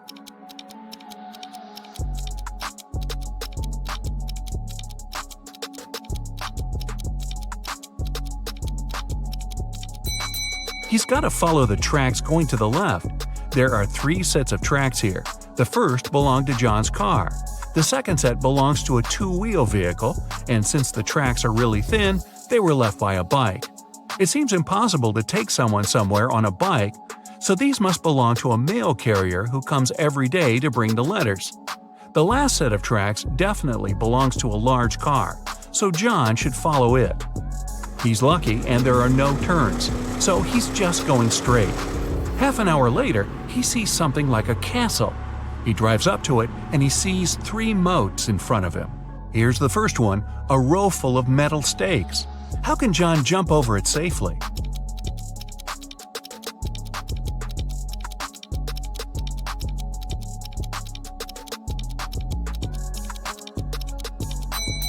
There's a small hot air balloon nearby. John has to untie it and light the lamp to take off. Since the next moat is on fire, John thinks it's unsafe to fly over it because the air balloon doesn't fly high enough and the lamp doesn't have enough oil to go on for long.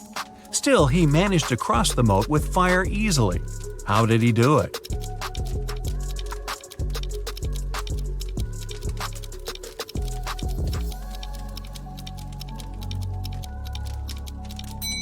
He took the sand from the air balloon's ballast and sprinkled it on the fire, extinguishing it. Alrighty, it's math o'clock here, and I have a couple of fun riddles for you to solve. Let's start with a cheesy one. Alright. Here's a circle. How many sides does the circle have?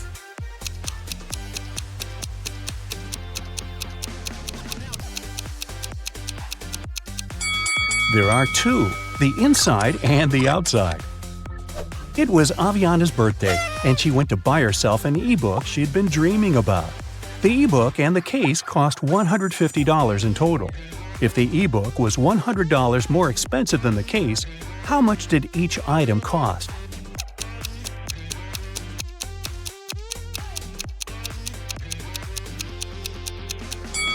Alright, let's say the case cost X. Then, the ebook cost X plus 100. Together, they cost $150. So X, the case, plus X plus 100, the ebook, are equal to 150. Now, solve the equation. 2x's equal to 150 minus 100, or 50. So 1x is equal to 25. So the case cost $25 and the ebook cost $125. Well, that adds up. Now, to celebrate her birthday, Aviana wants to go to the movies. She has 2 friends whom she wants to take with her. A movie ticket costs $8. What is cheaper? Go to the movies with each friend separately or with the 2 of them together?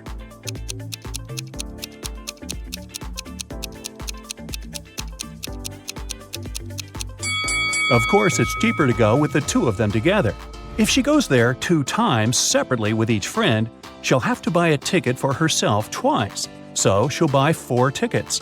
But if they go together, she will only buy 3 tickets. Yes! 5 friends met for the first time in 5 years. Each one shook hands with each person in the group, but only once. How many handshakes were made?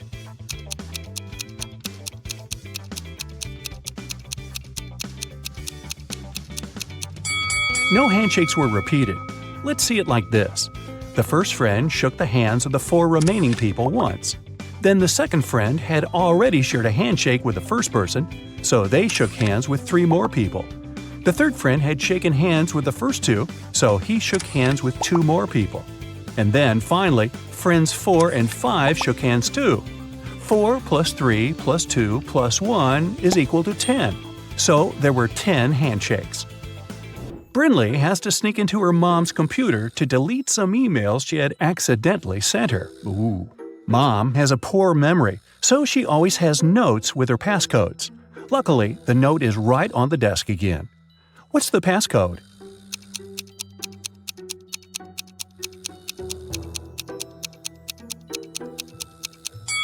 Every number equals the number of circles in it, so the last number is equal to 3. It's a 5-digit number, so try 82193. Danica and Elora are best friends who live in different parts of town but study in the same college.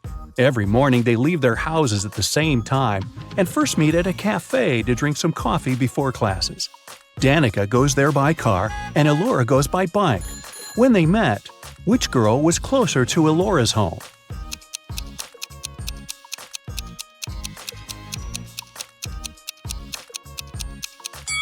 When they meet, they're in the same spot, so no one is closer than the other one.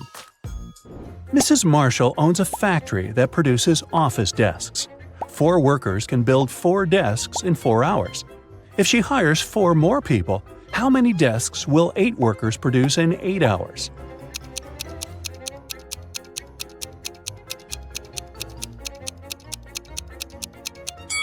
If 4 workers produce 4 desks in 4 hours, it means that each worker produces 1 desk in 4 hours. So 8 workers will produce 8 desks in 4 hours, or 16 desks in 8 hours. Maya has 4 pens, a blue one, a black one, a red one, and a green one. They lay on the table in some order. Here are some hints. 1. The green one is somewhere in the middle. 2. The blue one is to the left of the black one and to the right of the red one. 3. The red pen is right next to the blue one. So, what's the order of the pens?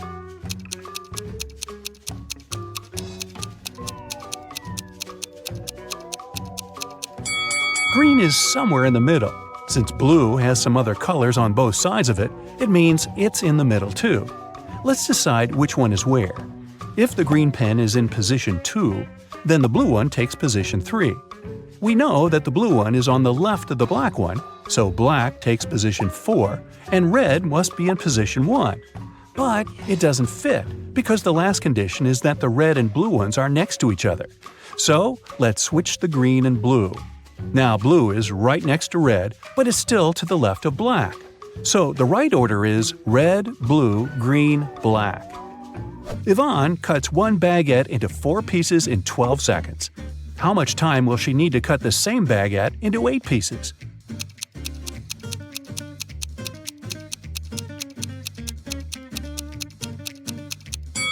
"28 seconds. To cut a baguette into 4 pieces, she must make 3 cuts. If it takes her 12 seconds to make 3 cuts, it means that she makes 1 cut in 4 seconds. So, if she now wants to cut it into 8 pieces, she needs to make 7 cuts. So, 7 cuts, 4 seconds each, would take 28 seconds. Ellery came back home with her term grades. She got all A's but 3, all B's but 4, and all C's but 5. So, how many A's, B's, and C's did she get?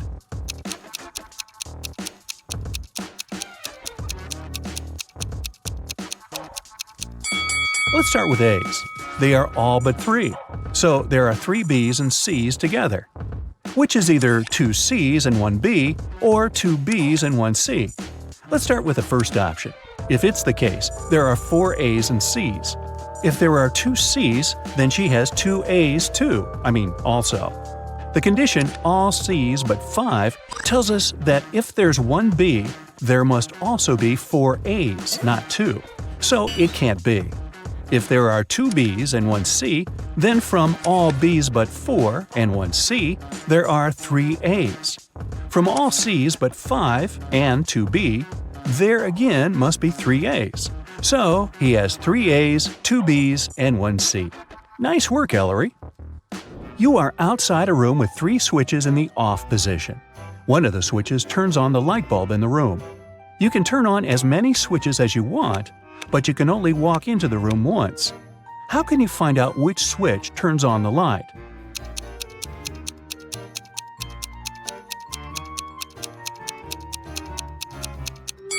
Turn 2 random switches on and wait a couple of minutes.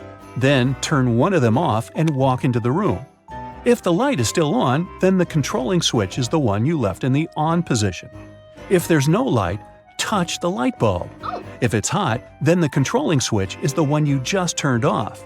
If the light bulb is cold, that switch is the one you didn't turn on. Every Sunday, Mrs. Adams gives her daughters pocket money. Half of the whole amount goes to the oldest daughter, Stella. The second sister, Ashley, gets half of the amount Stella gets. Eleanor gets 1/6 of the total amount, and the remaining $10 goes to the youngest daughter, Sierra. How much money does Mrs. Adams give away?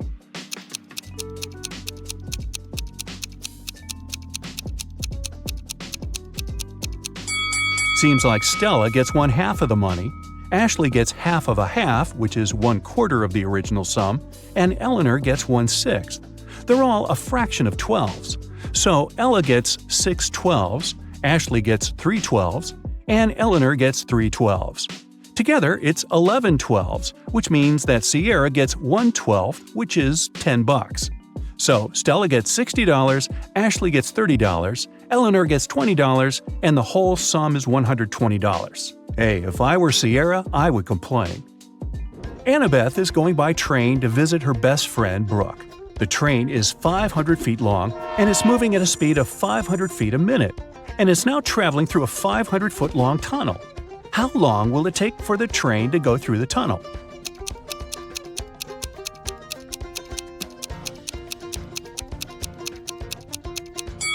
When the train goes into the tunnel, it will take exactly 1 minute for its head to reappear on the other side.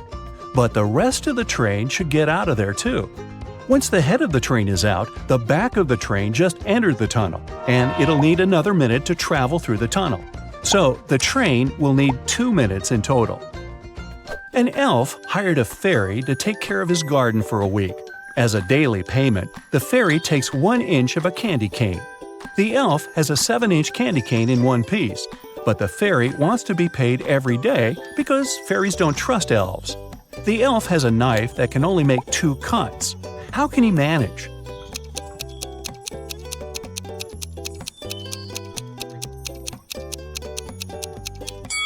He should make 2 cuts and divide the candy cane into the pieces of 1/7, 2/7, and 4/7. The first day, he'll give her the 1/7 piece. The second day, he'll give her the 2/7 piece, and will take the 1/7 piece back. After the third day, he will give her the 1/7 piece back. After the fourth day, he gets back the 1/7 piece and 2/7 pieces and gives her 1/4/7 piece instead. Then he gives her 1/7. On the 6th day, instead of 1/7, she gets the 2/7 piece, and on the last day, he gives her the final 1/7 piece. Of course, this whole thing goes kablooey if the fairy eats the candy during the week. Well, it's the fairy's grandpa's birthday today. She wants to visit him and bring him birthday candy canes. Her grandpa lives in a different town, and there are 3 gates to cross on the way.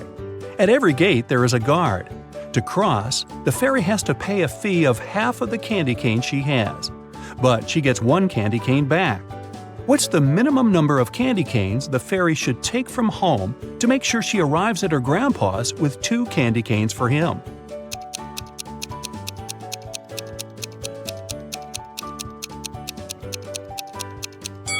She should take just 2. At every gate, she'll have to give away half, which is 1, and she'll be getting that one back. Ooh, tasty! You just entered a riddle-solving competition. The game show host shows you the first riddle you have to answer. Take a look at the image. Who do you think will be able to make it all the way across the line?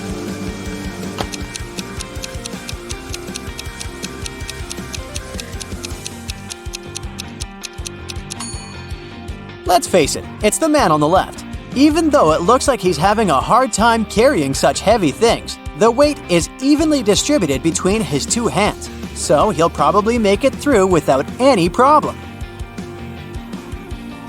For your next challenge, the game show host shows you a picture of sinking boats. Which boat do you think will sink first?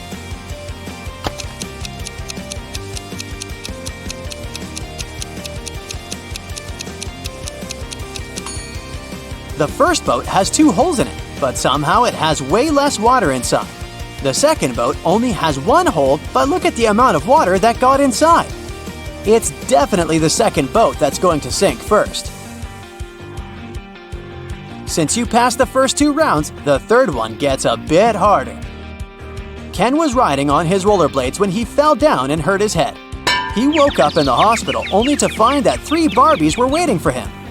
Take a look at the image. Can you figure out which Barbie is actually Ken's girlfriend?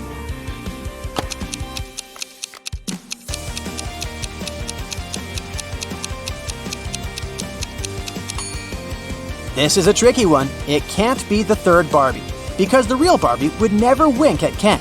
It's usually him that does the flirty things. It's also not the second Barbie, because she would never put makeup in front of him. So this leaves us the first Barbie, who must be his girlfriend. The Finn is a famous hostel in Spain. It's especially famous for its fun showers. But hey, something doesn't look right in this image. Take a look and try to guess what it is.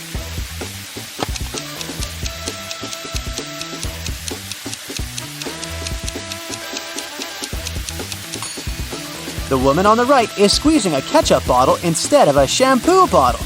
That's definitely weird, huh? For the final rounds, the host picked out a few written riddles for you. The first one is, I speak without a mouth and hear without ears. Am I a microphone, a phone, or an echo? What would you say?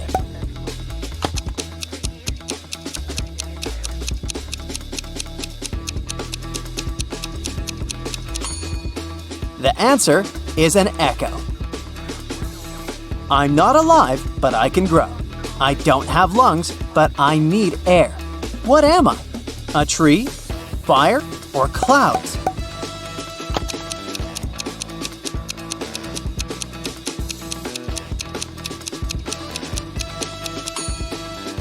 The correct answer is fire. Way to go if you chose that. Matthew works in the same company as Jean. He's had a crush on her for months and has been trying to impress her in any way he can think of. That's why he decided to take part in the Brain Challenge, a contest his company organizes once a year. By saying yes, he had to answer a bunch of expert-level questions and solve some pretty difficult riddles. For the first round, he had to crack a rebus puzzle. Take a look at the piece of paper they gave him. Can you guess the answer?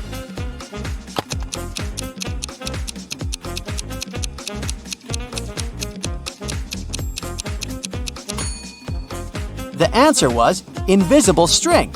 Nice! For the next round, they took Matthew to a room full of random stuff. His task was to find a specific object. As a clue, they gave him a piece of paper that said, "What goes up when the rain goes down?" Look around and help him find the object.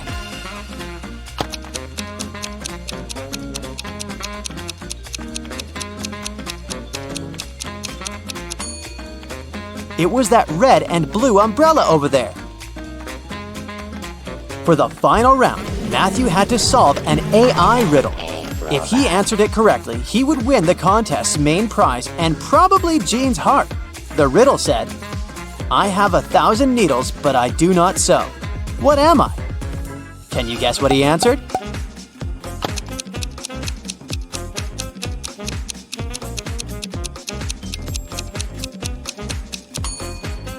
The correct answer is a porcupine.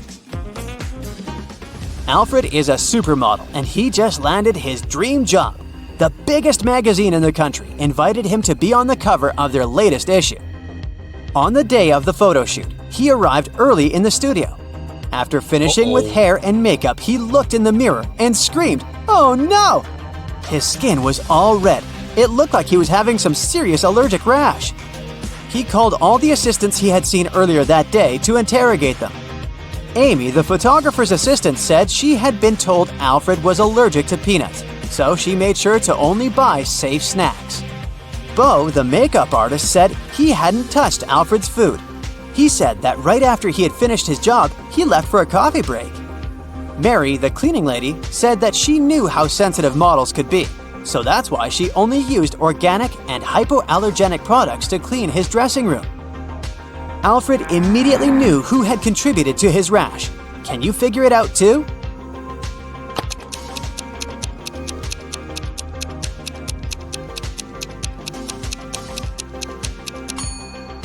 It was definitely Bo. Sure, he didn't have access to Alfred's food, but he was the only one who touched Alfred's face that day. Liv was recording a dance routine for her social media page when a huge portal opened up and swallowed her whole. The next thing she knew, she was stuck inside a big cavern. Out of the blue, a great genie appeared. He told her that she would only be allowed to leave if she figured a way out by herself. As soon as he disappeared, she saw that there were 3 buttons on the wall.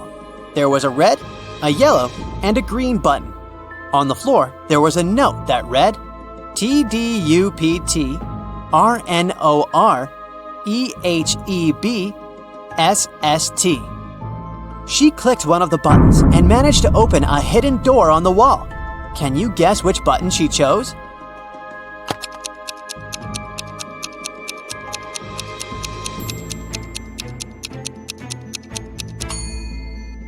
The red button.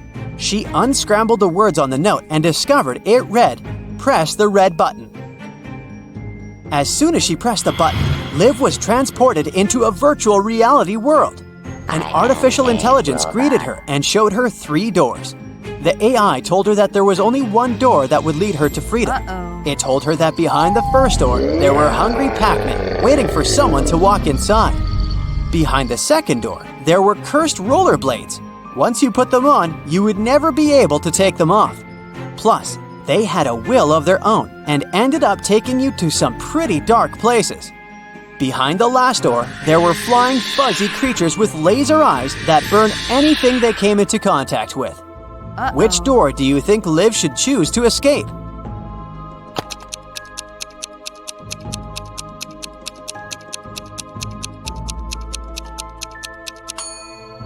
Well, she should pick the second door because she wouldn't be obligated to put on the pair of rollerblades. She could walk past them and straight to her freedom. During the time she was gone, Liv noticed that someone had stolen her laptop. It had all of her social media content in it. She figured it must have been one of her roommates, so she decided to take a look around the house to try to find it. Take a look at these images. The first room belongs to Jill. The second one belongs to Rachel, and the third one belongs to Amy. Can you figure out who stole Liv's laptop?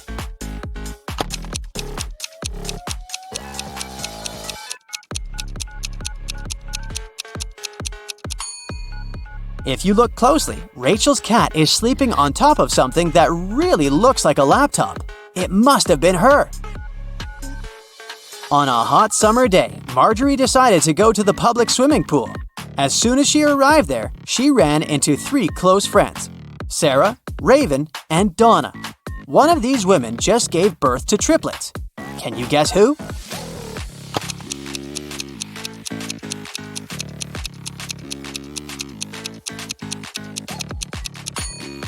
It was Donna.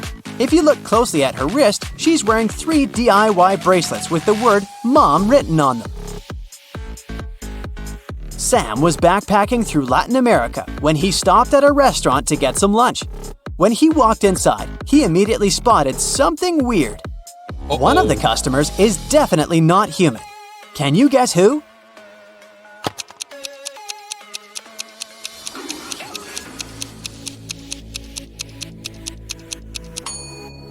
It's the guy on the counter. Look, he's charging his hand on the counter socket. He must be a robot or something.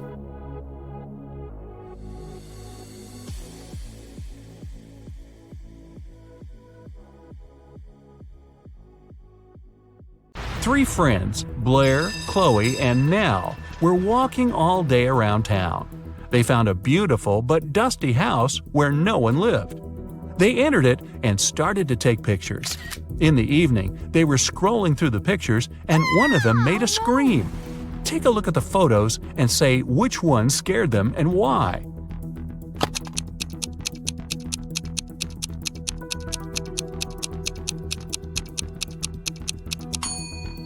It's the first picture. There was no one in the house except for the girls, but on that picture, they're all 3 of them together, snapped from behind.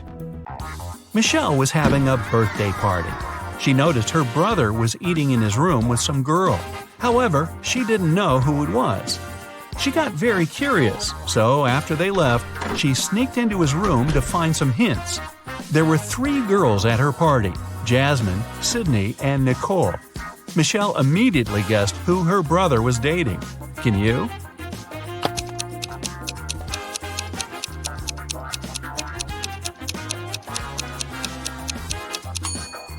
Her brother was dating Jasmine. Look at the dishes and the cutlery. There's a lipstick stain on the fork. Jasmine is the only one wearing lipstick. Pamela is a lawyer and Samantha is a journalist. Can you guess which one of these women is a mother?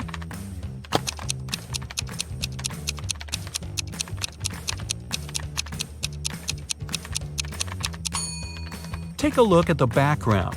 On the wall behind Samantha, there's some colorful marker scribbles. She must be a mother. Gianna was getting ready for her date. Suddenly, the lights in her apartment went off. She was almost ready and only needed her gloves. It was dark and she couldn't find a fitted pair. She only had gloves of 2 colors, brown and black. She was already late, so she decided to leave, taking several gloves with her. How many gloves should she take with her to be sure there's a pair of the same color?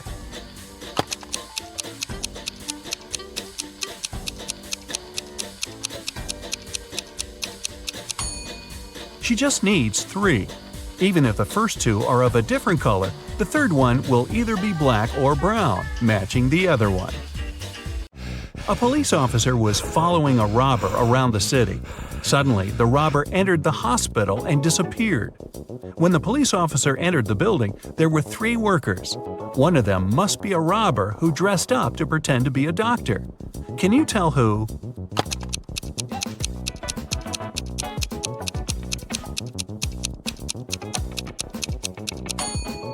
It's the man in the middle. Look at his badge. There's a picture of a woman on it.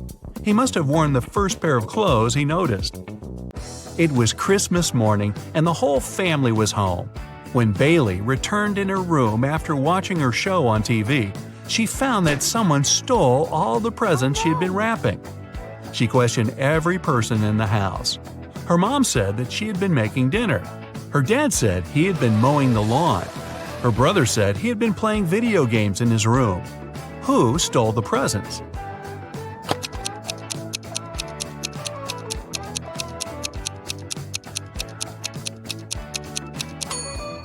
It was Bailey's dad. It's winter, and we could see that it's snowing outside. He just couldn't mow the lawn. In the Arts Museum, the lights went off for a couple of minutes. When they came back on, the most expensive painting was missing. The detective arrived and started the investigation. There were 3 suspects, and he questioned each of them. Jessica, a dance teacher, said that she had been so scared when the lights went off that she couldn't even move and for sure didn't touch anything. Derek, a journalist, said he'd been in the bathroom at the time. Collins, an engineer, said he had been in a different room of the museum, watching the dinosaur fossil. Who's lying?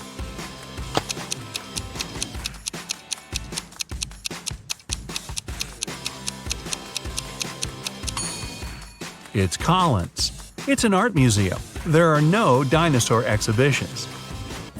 Can you tell who's not a real werewolf?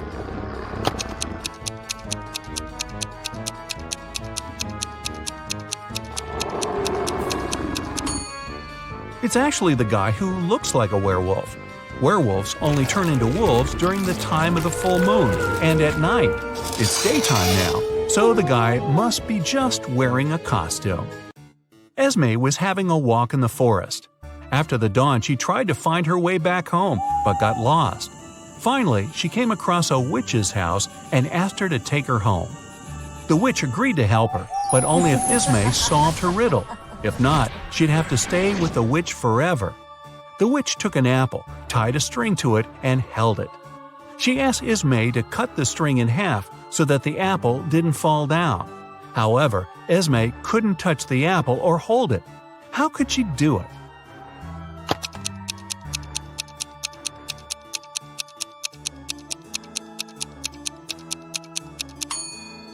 Esme should tie a knot in the middle of the string, make it into a loop, and then cut the apple.